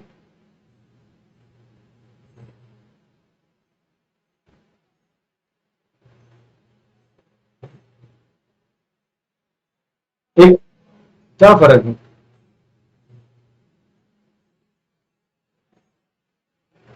मटेरियल और स्पिरिचुअल लेवल, तो आपकी जो पढ़ाई है वो मटेरियल स्पिरिचुअल है? मटेरियल तो फिर फर्क क्या हुआ? बाकी के स्टूडेंट की मटेरियल है, आपकी मटेरियल है। बोलिए।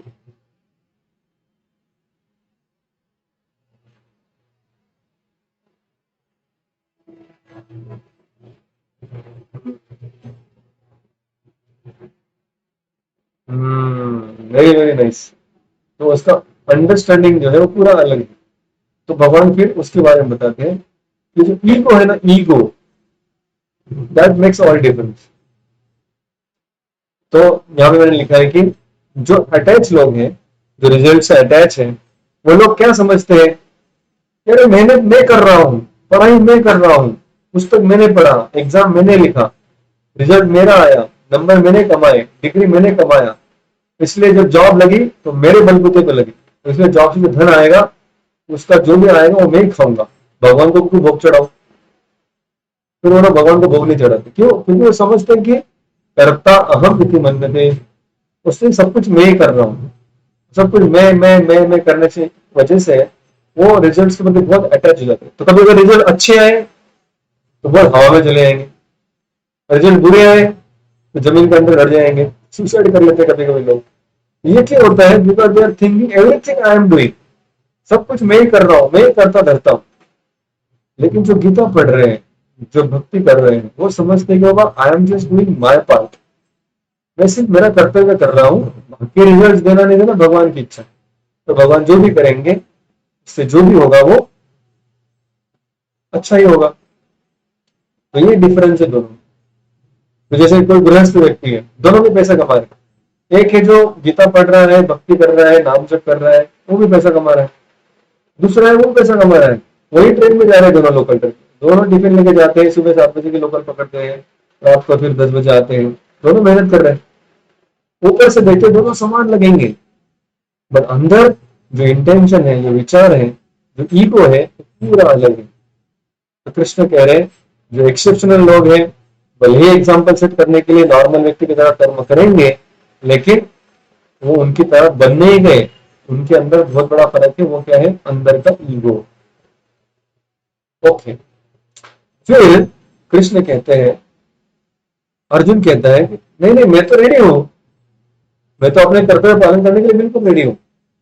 अभी आप मुझे दे दिए 5th स्टैंडर्ड का बुक, पूरा मैं एकदम सिंसियरली पढ़ूंगा। और आप मुझे बार बार 3rd स्टैंडर्ड पे क्यों लेके आ रहे हो? मुझे अनक्वालिफाइड क्यों बोल रहे हो? मैं क्वालिफाइड हूँ।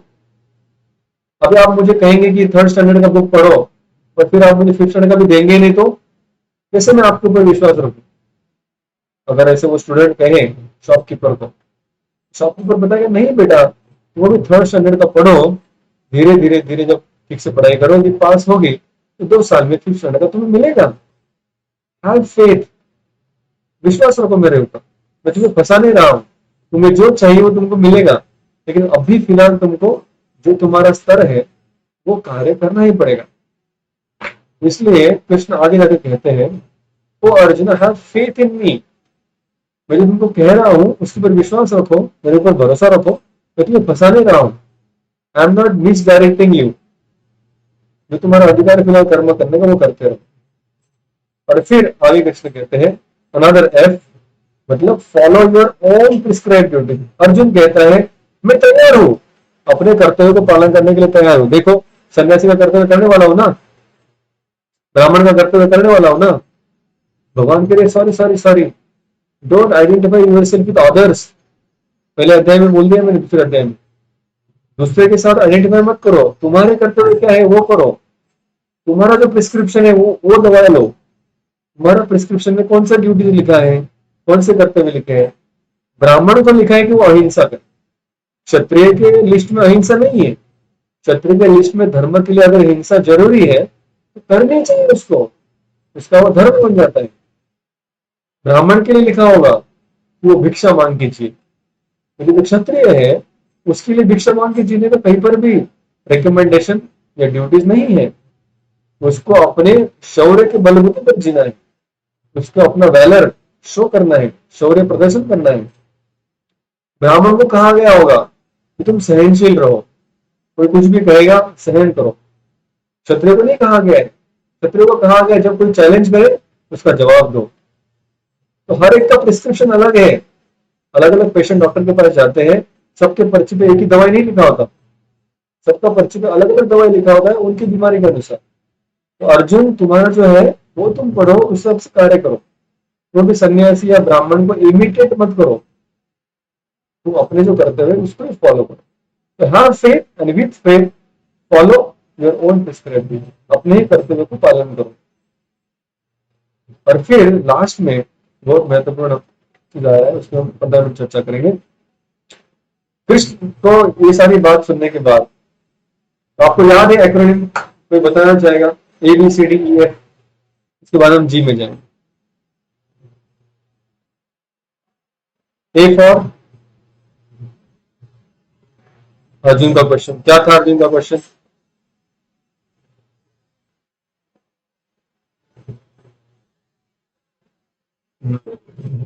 विच इज बेटर, क्या करूं मैं दोनों बराबर?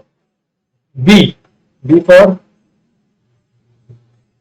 वो तो रहे दोनों सही है अर्जुन, उसमें कुछ कंपेयर करने की जरूरत नहीं है, हमारा क्वालिफिकेशन है वो important. C, action is compulsory. Compulsory है साधारण व्यक्ति जिसके अंदर बहुत सारी भौतिक इच्छा है, उसको तो एक्शन करनी ही पड़ेगी। कैसे एक्शन करे फिर? D for duty, act as a duty. Animals की तरह मत जियो, अपने जो ड्यूटीज लिखे हैं प्रिस्क्राइब ड्यूटीज, उनको पालन करो। ठीक है, तो जिंदगी में ये करते रहना पड़ेगा, सारे लोगों को करना पड़ेगा, इसमें से कोई छूटेगा भी कि नहीं छूटेगा। ई फॉर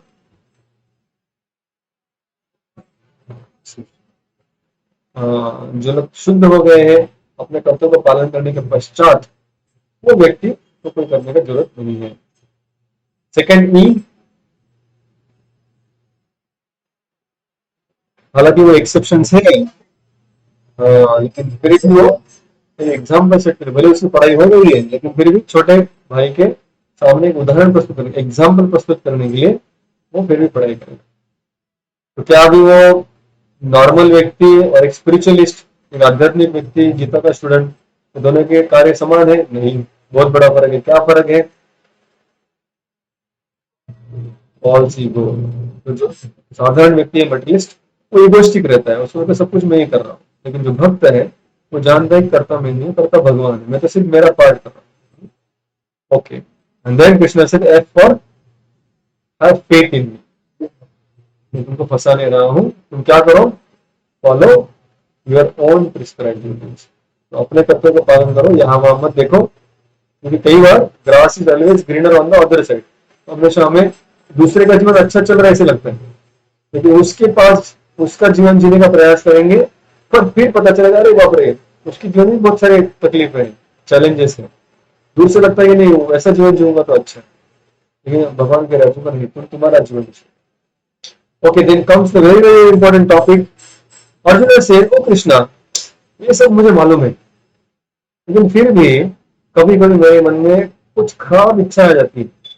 ऐसे विचार आते हैं कि मतलब जो नहीं आने चाहिए। कभी कभी मैं ऐसे कार्य में लग जाता हूँ जो नहीं करने चाहिए। ज्ञान होने के बाद भी अपने आप को कंट्रोल नहीं कर पाता हूँ, अपने इंद्रियों को, अपने मन को वश में नहीं कर पाता हूँ।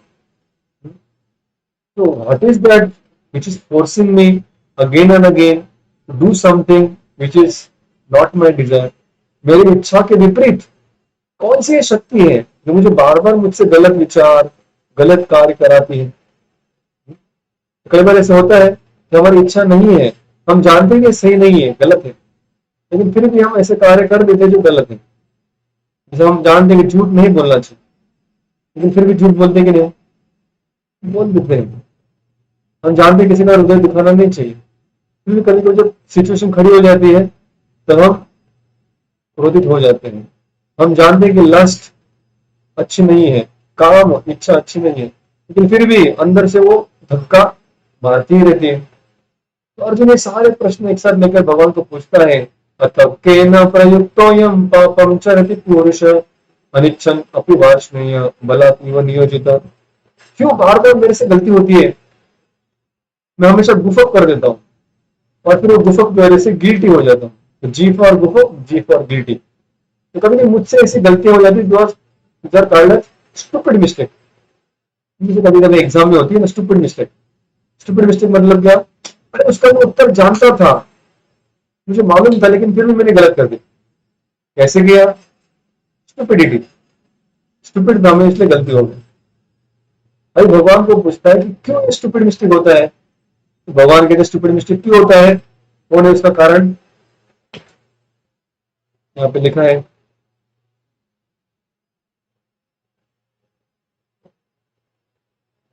क्यूपिड। क्यूपिड मतलब क्या, कोई जानता है? क्यूपिड, क्यूपिड मतलब कामदेव। कामदेव मतलब इसको मॉडर्न, हम्म, इसको लव, गॉड ऑफ लव बोलते लोग आजकल। लव नहीं है, वो लस्ट है। तो जब व्यक्ति शारीरिक संभोग के लिए प्रेरित हो जाता है, दैट इज स्टूपिड मिस्टेक। हम जानते हैं कि सही नहीं है, लेकिन फिर भी अंदर से वो इच्छा है हमको धक्का मारती रहती है। तो जब नहीं चाहते तो हमें जीवन में क्यों हो रहा है? तो इसका उत्तर बताएंगे। एक मिनट, मैं आपको दूसरा स्लाइड शेयर करता हूँ। वेरी इंपॉर्टेंट टॉपिक, 5-10 मिनट में बचे हैं, थोड़ा दिन कैन कवर।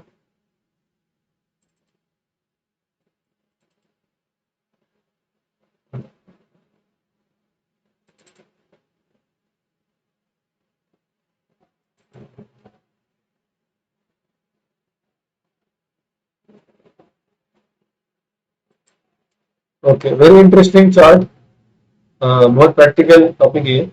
आपको दिख रहा है ग्रीन स्क्रीन? ओके, तो अभी समझ लीजिए, पहले वो प्रश्न को थोड़ी देर के लिए छोड़ देते हैं, पहले हम फिर थोड़ा समझ लीजिए। We all are living in the body, हम सब एक शरीर में रहते हैं और शरीर के हम राजा है, बराबर। अगर शरीर हम एक राज्य की तरह समझे तो इसका राजा कौन है?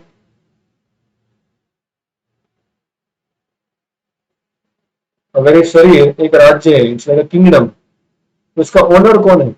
Who is staying inside the body?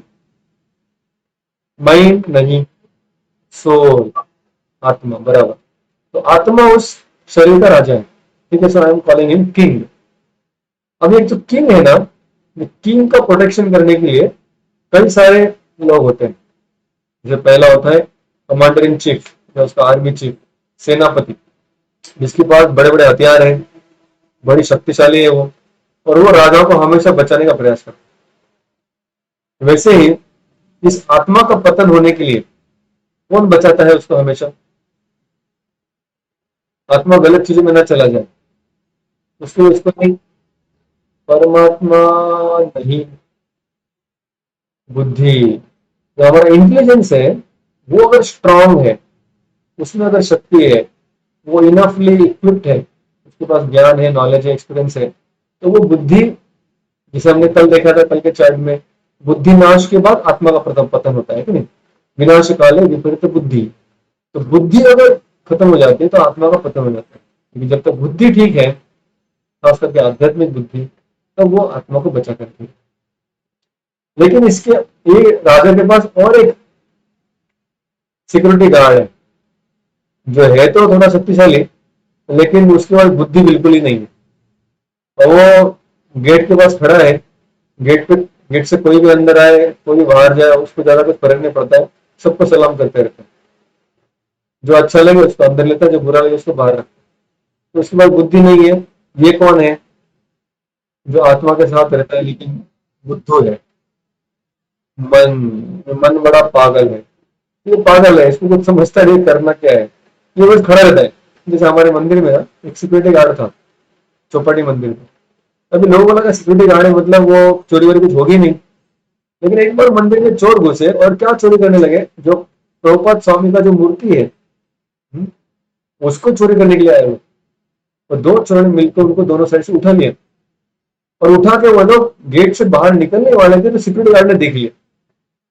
और वो चोर डर गए कि सिक्योरिटी गार्ड ने देखा तो ये अभी पकड़ेगा। लेकिन हुआ क्या, सिक्योरिटी गार्ड ने अपना डंडा साइड में रख दिया, अपनी टोपी निकाल दी, और साष्टांग दंडवत प्रणाम किया और नीचे लेटा रह गया। प्रभुपाद जी जा रहे हैं किधर, तो प्रणाम करना चाहिए। और वो दोनों चोर एकदम आसानी से गेट से बाहर निकलने लगे। तभी कोई प्रभु जी आए वहां से, उन्होंने देखा ये कौन लोग है, कहाँ लेके जा रहे हैं, कौन सा प्रोग्राम है, तो वो डर गए, फिर रख के चले गए। तो चौपाटी मंदिर में आज भी जाएंगे तो प्रभुपाद स्वामी का जो मूर्ति है उसको चेन से बांध के रखा है। क्यों? क्योंकि एक बार ऐसा इंसिडेंट हुआ था। तो कहने का मतलब इसलिए बता रहा हूँ कहानी कि सिक्योरिटी गार्ड जो होता है उसके बाद बहुत ज्यादा विवेक या बुद्धि या डिस्क्रिमिनेशन नहीं होता, बस ये खड़ा रहता है, सलाम ठोकते रहता है, सलाम साहब, सलाम साहब, सलाम साहब। अब ये जो मन है,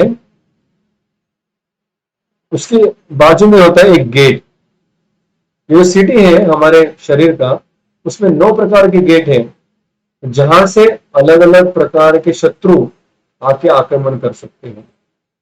अगर इस शरीर में 9 प्रकार के गेट हैं, तो गेट मतलब क्या है?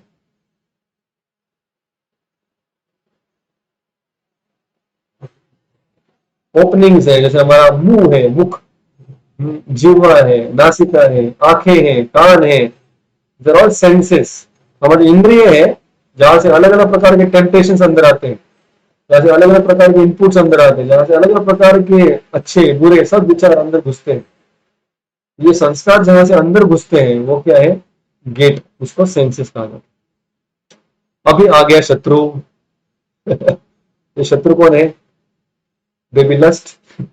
ये जो कामदेव जब आता है दिखने में बड़ा सुंदर लगता है और उसके हाथ में पुष्प बाण रहता है, तो आकर पहला बाण कहाँ चलाता है? हमारे इंद्रियों के ऊपर। जैसे कोई भी शत्रु अगर इस राजा को मारना चाहता है, पहले क्या करेगा? पहले तो उसको दरवाजा तोड़ना पड़ेगा, गेट से अंदर घुसेगा।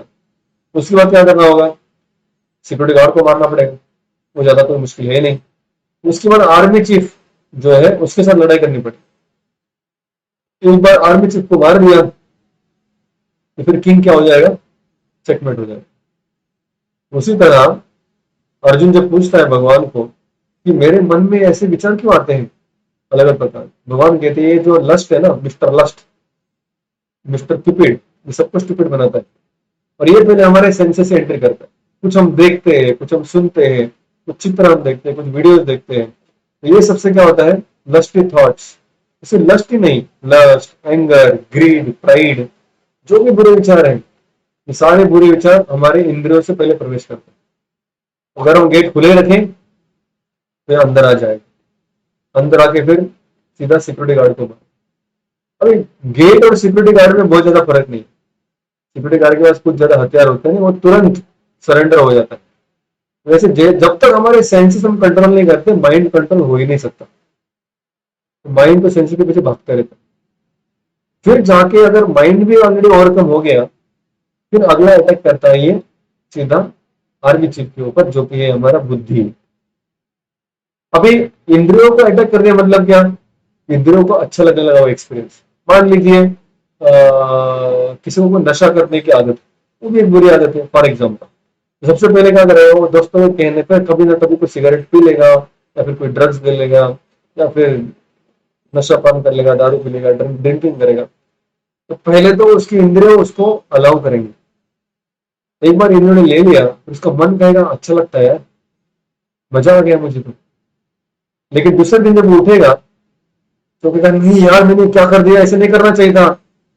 मतलब क्या हुआ? सिर्फ उसका सेंसेस और माइंड ही ओवरकम हुआ। इंटेलिजेंस अभी भी चिल्ला रहा है, "हे, गलत किया तुमने, ऐसा नहीं करना चाहिए था।" तो फिर उसको गिल्ट होता है, तो कहते हैं नहीं यार मैंने क्यों किया, ऐसा नहीं करना चाहिए था। नेक्स्ट टाइम वापस अटैक होगा, फिर उसका वही दोस्त आएगा, अरे क्या कर रहे हो, थोड़ा बैठ के पीते हैं। फिर वापस अगर दरवाजा खोलेगा, सेंसेस कंट्रोल नहीं करेगा, फिर मन उसका कहेगा अरे क्या मजा आया। अभी क्या होगा? उसका इंटेलिजेंस के ऊपर आक्रमण होगा, क्योंकि उसने सेकेंड टाइम एंट्री दिया है। अब उसका इंटेलिजेंस धीरे धीरे वीक होने लगेगा, आक्रमण बढ़ते जा रहा है। और एक समय ऐसे आएगा कि उसका इंटेलिजेंस पूरी तरह हार जाएगा। जब इंटेलिजेंस या बुद्धि जब हार जाती है, उसका परिणाम क्या होता है? तो उसकी बुद्धि कहती है कि ठीक है तू जो कर रहा है अच्छा कर रहा है, now let's plan it nicely. बुद्धि कहते हैं अरे इसके अच्छे से प्लान बनाते ना, ऐसे छुप छुप के क्यों पी रहे हो, let's go to a lodge, थोड़ा पार्टी ऑर्गेनाइज करते हैं। तो ऑर्गेनाइजिंग, प्लानिंग, थिंकिंग, ये सब में लग जाएगा बुद्धि। तो बुद्धि मिल गया शत्रु के साथ। एक बार बुद्धि शत्रु के साथ मिल गया, फिर अभी उस राजा को कोई नहीं बचा सकता, जो कि बड़े राजा का सिर्फ बेटा है छोटा सा। तो छोटी सी आत्मा जब बुद्धि भ्रष्ट हो जाता है, उसका विनाश होना लगती है। अर्जुन कहता है ये तो प्रॉब्लम स्टेटमेंट हो गया, ये तो समस्या होगी, इसके ऊपर सोल्यूशन तो बताओ। भगवान के सोल्यूशन है ना। सोल्यूशन क्या है? सबसे पहला सोल्यूशन, गेट को हमेशा लॉक करो, सेंसेस को नियंत्रित करो। तस्मात् तो इंद्रियाणी आदौ नियम्य भरतर्षभ। भगवान कहते हैं पहले सेंसेस को रेगुलेट करो, follow some principles in life. Prabhupad कहते हैं कि 4 प्रिंसिपल फॉलो करो, no meat eating, no intoxication, no gambling, no illicit sex. मांसाहार नहीं करना है, अवैध स्त्री संग नहीं करना है, हाँ, जुआ नहीं खेलना है, और नशा पान नहीं करना। तो कम से कम ये 4 नियमों को तो रेगुलेशन अपने जीवन में डालो। ऐसे नहीं कि छोड़ दिए अंदर जो आया वो उसको स्वीकार करना, नहीं। हाँ सब रेगुलेशन। रेगुलेशन मतलब नियम, उस नियमों को अपने जीवन में पालन करो। उससे क्या होगा? कम से कम गेट से एंट्री नहीं करेगा एनिमी। दूसरा वो कहते हैं जो मन है उसको स्ट्रॉन्ग बनाओ, और सिक्योरिटी गार्ड को ऐसे बुद्धू मत रखो, उसकी भी एनर्जी बढ़ाओ। तो मन की शक्ति कैसे बढ़ती है? मंत्र से। तो इंद्रियों की शक्ति कैसे बढ़ेगी? नियम से। मन की शक्ति कैसे बढ़ेगी? मंत्र से। बुद्धि की शक्ति कैसे बढ़ेगी? शास्त्र के अध्ययन से। जब हम सुनेंगे, हियरिंग से, जब नॉलेज लेंगे शास्त्रों का, तो ज्ञान से हमारी बुद्धि शक्तिशाली होगी। बुद्धि को भी शक्तिशाली कर दिया, लेकिन थोड़ा जो आत्मा है ना, छोटा सा बच्चा दिख रहा है ये किंग, ये just an part and parcel of the supreme Lord, ये भगवान का छोटा सा अंश है ये, इसको भी ताकत देनी पड़ेगी। इसको ताकत कैसे देंगे? इसको भगवान का स्मरण कराओ, इसको भगवान का संपर्क दो, let him become Krishna conscious. आत्मा के कॉन्शियसनेस का लक्षण है उस कॉन्शियसनेस में हमेशा कृष्ण हो, तब वो आत्मा हमेशा सुदृढ़ रहेगी। इस तरह से फोर स्टेप फॉर्मूला में कृष्ण कहते हैं, तब फिर हम सारे लस्ट, एंगर, ग्रीड, प्राइड, ये सारे ये 6 शत्रु है, षड रिपु जिनको कहा जाता है, उन सभी से हम बच सकते हैं अगर हमने ये 4 लेवल का सिक्योरिटी डाल दिया, ठीक है नहीं? वो बहुत महत्वपूर्ण है। तो कोई बताना चाहेगा कि सेंसेस के लेवल पे कैसे हम कंट्रोल करें? Regulation and rules. Okay, mind के स्तर पर मंत्र, इंटेलिजेंस के स्तर पर शास्त्र, एंड सोल के लिए become Krishna conscious. Thank you all very much. Today we little over time because we have to complete a full chapter today. 7 बज गए, we are just on time. Any questions? कोई प्रश्न है, कोई संशय है, कोई डाउट है?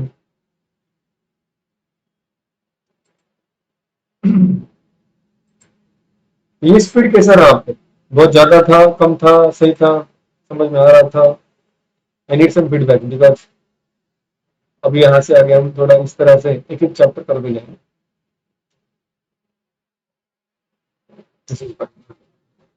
तो ये आपके पूरे चैप्टर के कॉन्सेप्ट भी क्लियर हो रहे हैं। हम श्लोका बाय श्लोका नहीं जा रहे, जिसमें कहा कि दिस इज लेवल 2। लेवल 1 था, हमने 6 सेशन किया।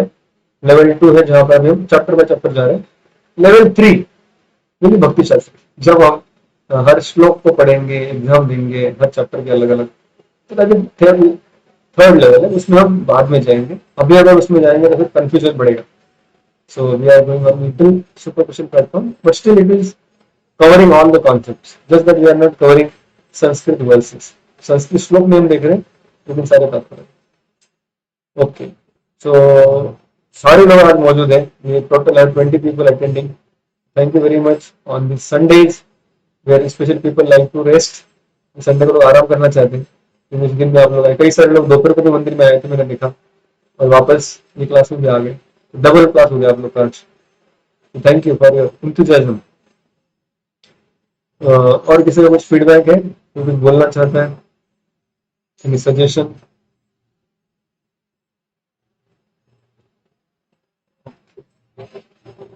हाँ, बोलिए।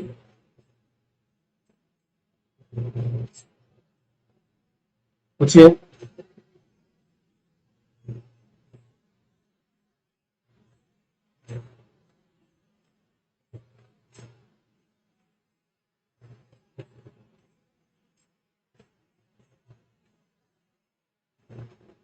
ओके ओके, तो डिम्पल डिम्पल माता जी ने क्वेश्चन पूछा है, सूर्या खोत के मोबाइल से किसी ने लॉग इन किया, उनका भी क्वेश्चन सुनेंगे हम।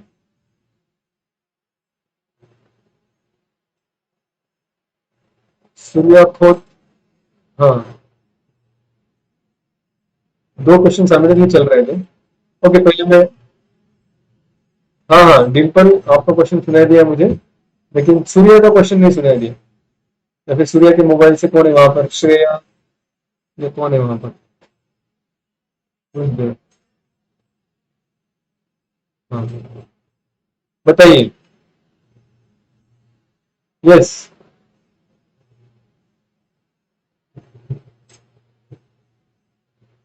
बोलिए।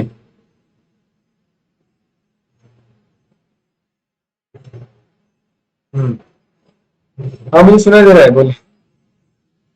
या बोलिए।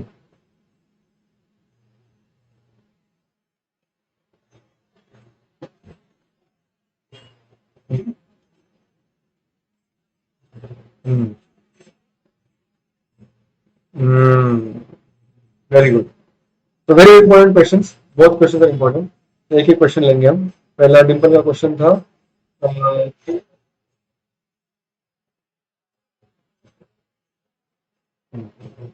या तो अगर हम रिजल्ट्स की अपेक्षा नहीं करते हैं तो फिर मोटिवेशन क्या बचेगा? क्या अगर कुछ मिलने वाला नहीं है मुझे, तो फिर क्यों मेहनत करूं? तो हम थोड़े रिलैक्स हो जाएंगे, थोड़ा हमारा हार्ड वर्क कम हो जाएगा? ये भी बहुत अच्छा प्रश्न है। तो पहले मैं डिम्पल का क्वेश्चन आंसर करता हूँ, फिर श्रेया का लेता हूँ। तो डिम्पल माता जी ने पूछा है कि आत्मा तो जलाया नहीं जा सकता, गीला नहीं किया जा सकता, सेकंड चैप्टर में अलग अलग प्रकार दिए हैं।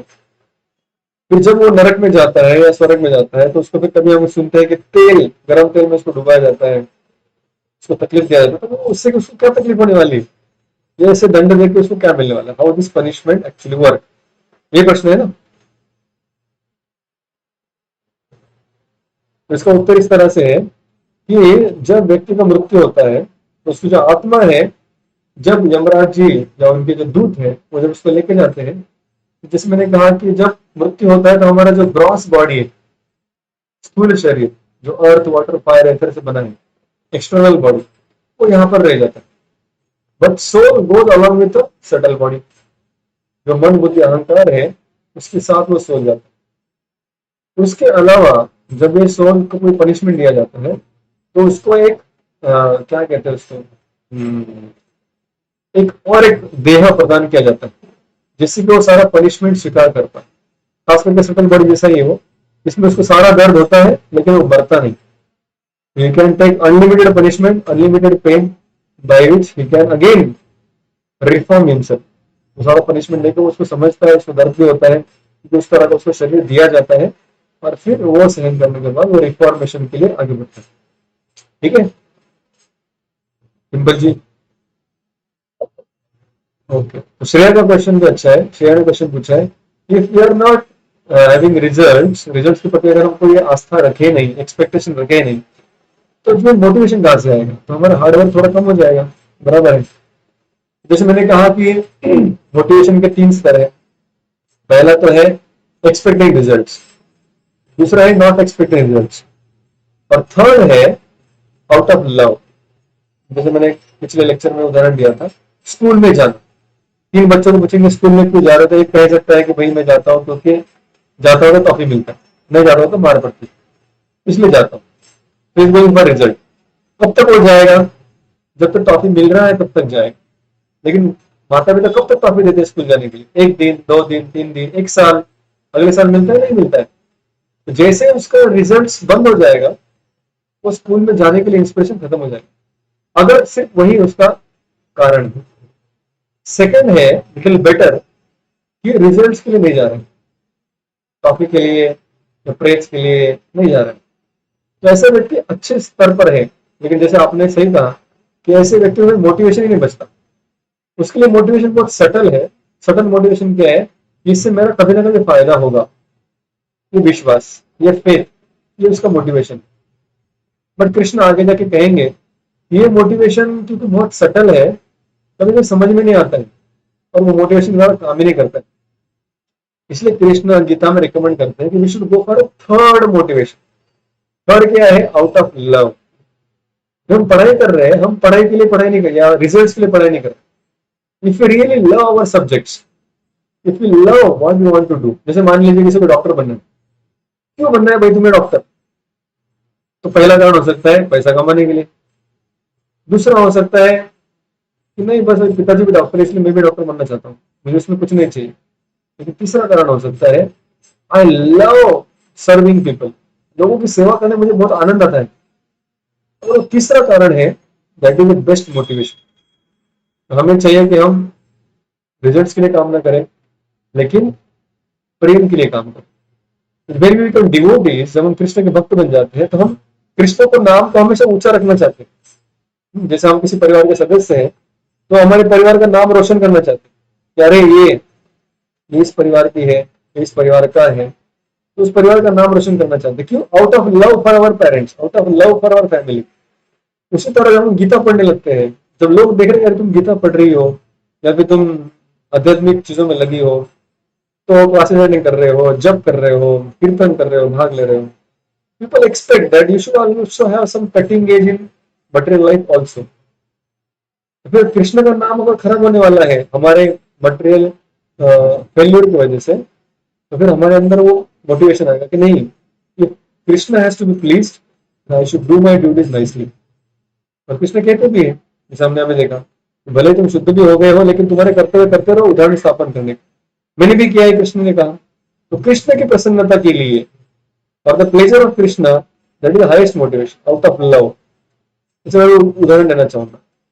एक बार हमारे एक प्रभु जी है, शिष्टाष्टकम प्रभु, जो नासिक में रहते, तो वो कई सारे बॉलीवुड स्टार्स को भी कीर्तन प्रवचन प्रचार करते हैं, उनकी उनकी भी क्लासेस लेते हैं। तो पहले जब लॉकडाउन नहीं था, तभी वो खास करके अजय देवगन, काजोल और कई सारे उनके फैमिली मेंबर्स, करीना कपूर, ये सब उनके प्रोग्राम्स में आते हैं। तो बड़ी कॉन्फिडेंस की चीज है, लेकिन मैं बता रहा हूँ पब्लिकली।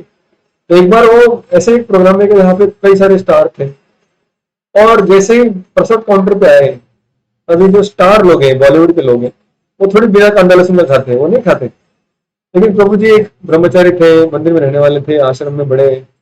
तो वो जो काउंटर पे गए ढूंढने लगे कि भाई कौन सा बिना प्याज लहसुन का है, थोड़ा राइस ले लिया, थोड़ा कुछ स्वीट्स ले लिया, ऐसे करके आगे जा रहे थे। तो जैसे सब्जी के पास आए, उनके सामने एक बहुत फेमस एक्ट्रेस, मैं नाम नहीं बताऊंगा, वो वहां पर खड़ी थी, और वो खुद सर्विंग ले रही थी।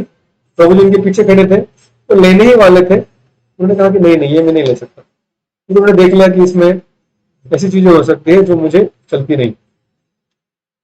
तो तुरंत उस एक्ट्रेस ने पूछा, क्या भाई आप ये क्या पालन कर रहे हो, आप ये सब कुछ खाते नहीं, कुछ खाते हैं, ये सब क्या है?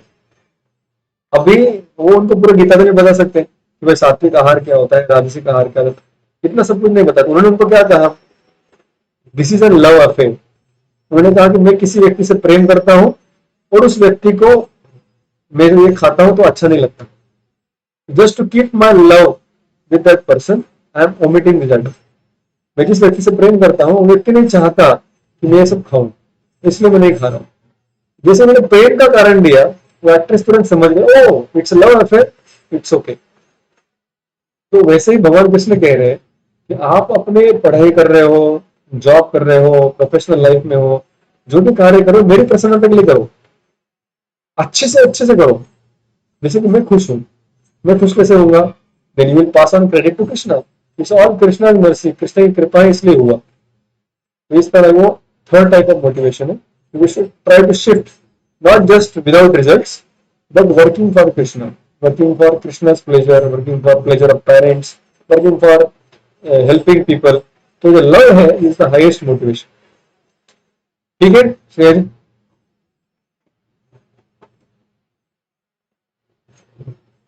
क्या आपके प्रश्न का उत्तर मिला?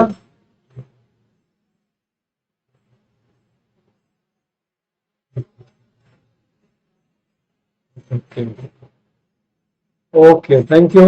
और किसी को प्रश्न है? यस सर,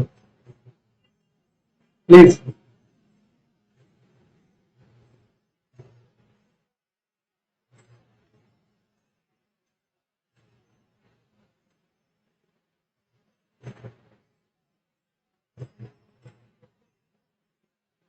हम्म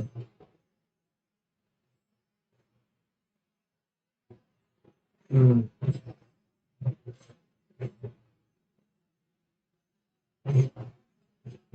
हम्म हम्म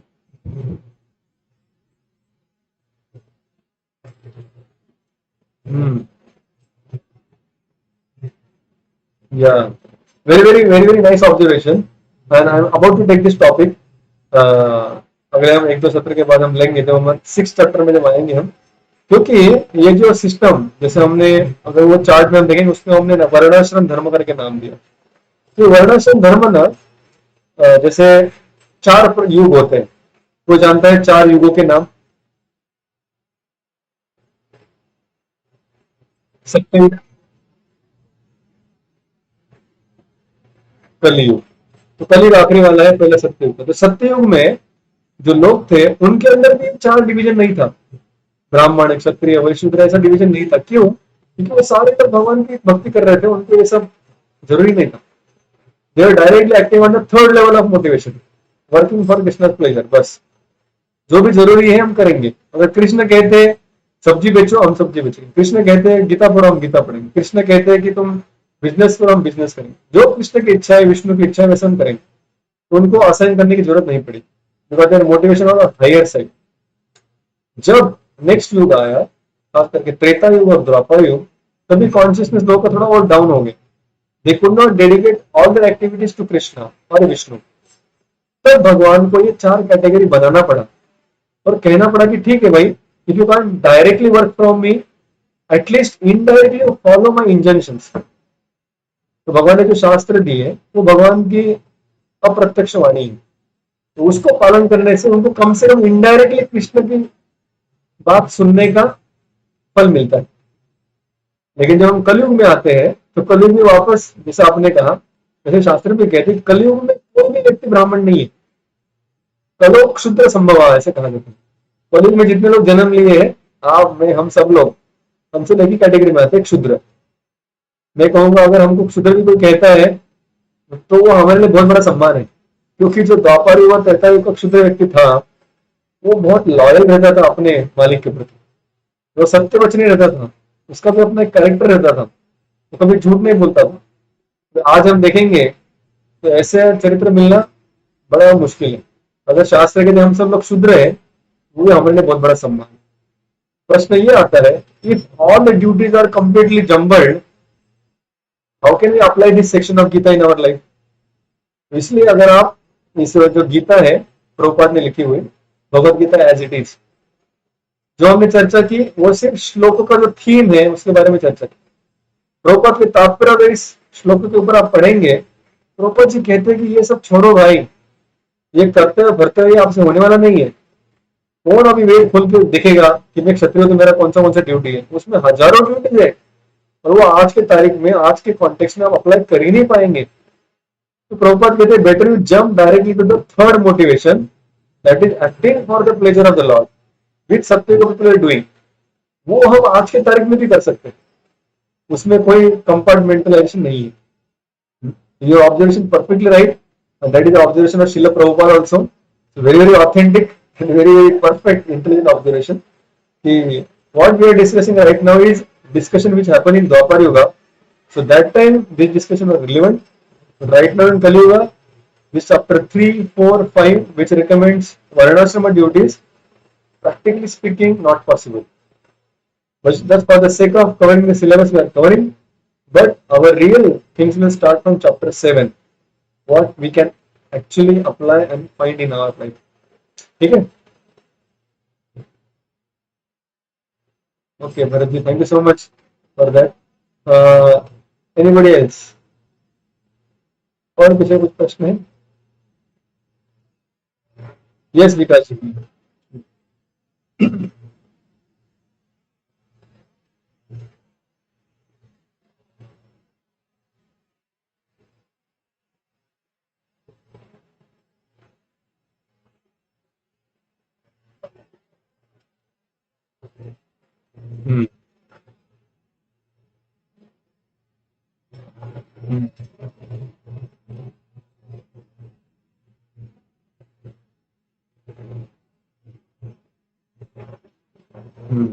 तो बहुत अच्छा सवाल है, how to balance our social life with spiritual life. क्योंकि सोशल लाइफ में कई बार जाने अनजाने हम गलत कार्य में लग जाते हैं, क्योंकि हमारी कंपनी, उसका बॉस वो पापी है या फिर उसकी कोई गलत इंटेंशन है और हम उसके इंटेंशन को पूर्ण करने के लिए मेहनत कर रहे हैं, तो क्या हम भी जिम्मेदार पकड़े जाएंगे? Technically speaking yes. मतलब अगर आपका और कोई इंटेंशन नहीं, आपका इंटेंशन सिर्फ इतना ही कि मैं, मेरा पेट भरना है, भाई पापी पेट है इसका सवाल है, इसके लिए रोजी रोटी चाहिए, अभी बॉस कैसा भी हो उसकी तो सुननी ही पड़ेगी, इस भावना से अगर आप जीवन जी रहे हैं तो फिर आप भी उसके पाप में भागीदारी जरूर बनेंगे, आपको भी आपका परसेंटेज कोटा शेयर लेना पड़ेगा। बट अगर आप थर्ड मोटिवेशन में काम करते हो, अगर आप भगवान की प्रसन्नता के लिए भक्ति करने का प्रयास कर रहे हो, अपने परिवार को भक्ति देने का प्रयास कर रहे हो, आपके परिवार में जो सारे लोग हैं वो भी वैष्णव हैं, वो भी भक्ति करने का प्रयास कर रहे हैं, तो उन वैष्णव की सेवा करने के लिए, भगवान के घर में जो विग्रह है उनको भोग लगाने के लिए, यात्रा जाने के लिए, या फिर मंदिर में कुछ दान देने के लिए, जो भी भक्ति कार्य करने के लिए धन तो लगता ही है ना। अभी वृंदावन भी जाना है घूमने के लिए तो पैसा लगेगा, टिकट निकलना पड़ेगा, 4 दिन रहना तो वहां भी खर्चा होगा। तो एक भक्त को भी अपना उदर निर्वाह चलाने के लिए भक्ति के तरीके से उसको धन लगता है। तो if your larger intention is for the pleasure of Krishna, then Krishna says, don't worry Arjuna. In the course of duties, you will be killing people. In the course of duties, you will be making many women widows. Aham tam sarapapebhyo moksheshami masucha. Don't worry about this results. ये आपको कोई भी उसका परिणाम नहीं होगा. क्यों? क्योंकि आपका लार्जर इंटेंशन क्या है? तो सर एंड प्लीज कृष्णा, अगर आप मेरे कहने पर युद्ध कर रहे हो अर्जुन, भगवान 18वें अध्याय में कहते हैं, फिर अगर आप मेरे लिए कार्य कर रहे हो तो then I will take care of everything, you need not worry. तो इस तरह से तो हमें क्या देखना चाहिए? हमारा जो लार्जर इंटेंशन है, why I am doing what I am doing, ये मैं क्यों कर रहा हूँ, ये क्यों क्यों क्यों क्यों बार बार पूछते रहने अपने आप. वो क्यों का जो आखिरी उत्तर आएगा, वो जो हमारा इंटेंशन है, दैट विल डिफाइन कि क्या हम उसके भागीदार होंगे या नहीं होंगे. ठीक है, थैंक यू. और किसी का प्रश्न है? Yes Ashish ji, first time you are speaking, please.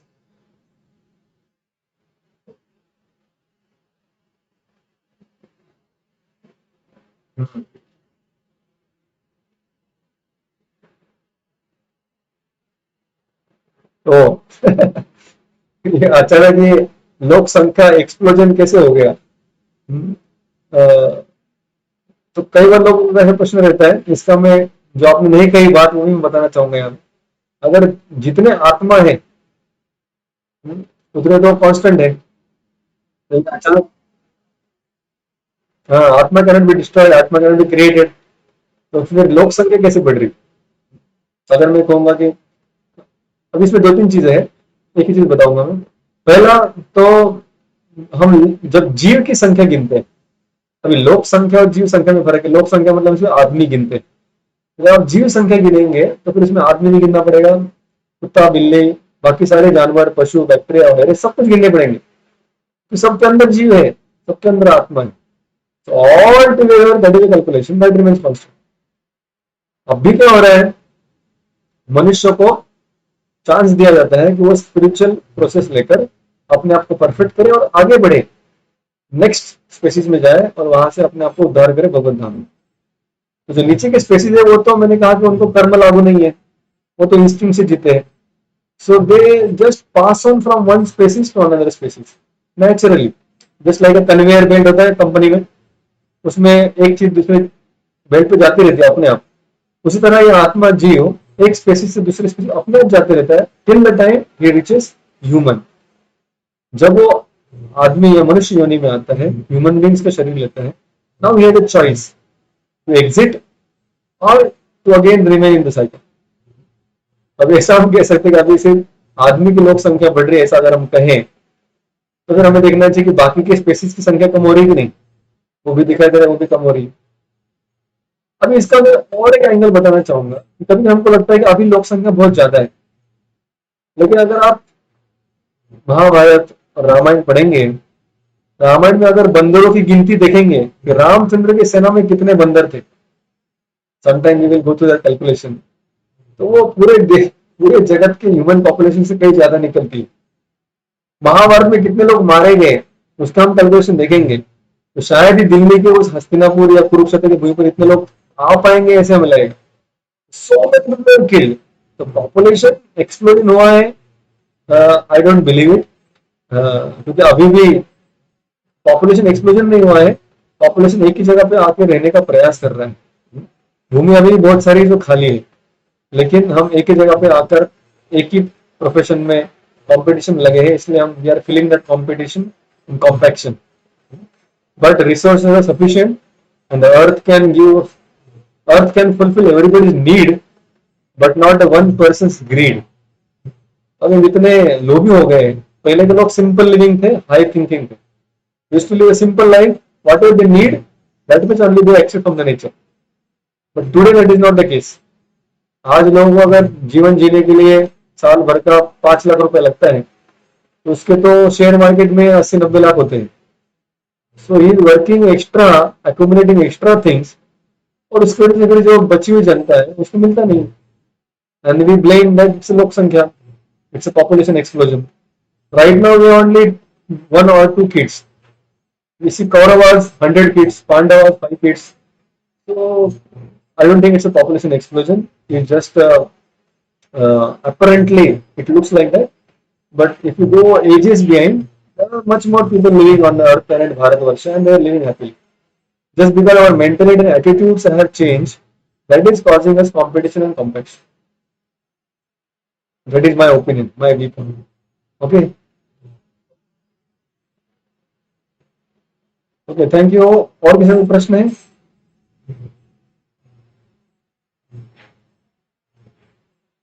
Okay thank you ऐसा कहते हैं लास्ट में I would like to comment ऐसा कहते हैं कि जो स्वर्ग के लोग हैं ना उनको स्वर्ग की जो अमृत है वो पी के शक्ति मिलता है जो पाताल के राक्षस लोग होते हैं ना उनको मदिरा पी के शक्ति मिलता है लेकिन जो शिक्षक होते हैं ना उनको जो स्टूडेंट प्रश्न पूछते हैं ना उससे उनको शक्ति मिलता है So today we have asked so many questions.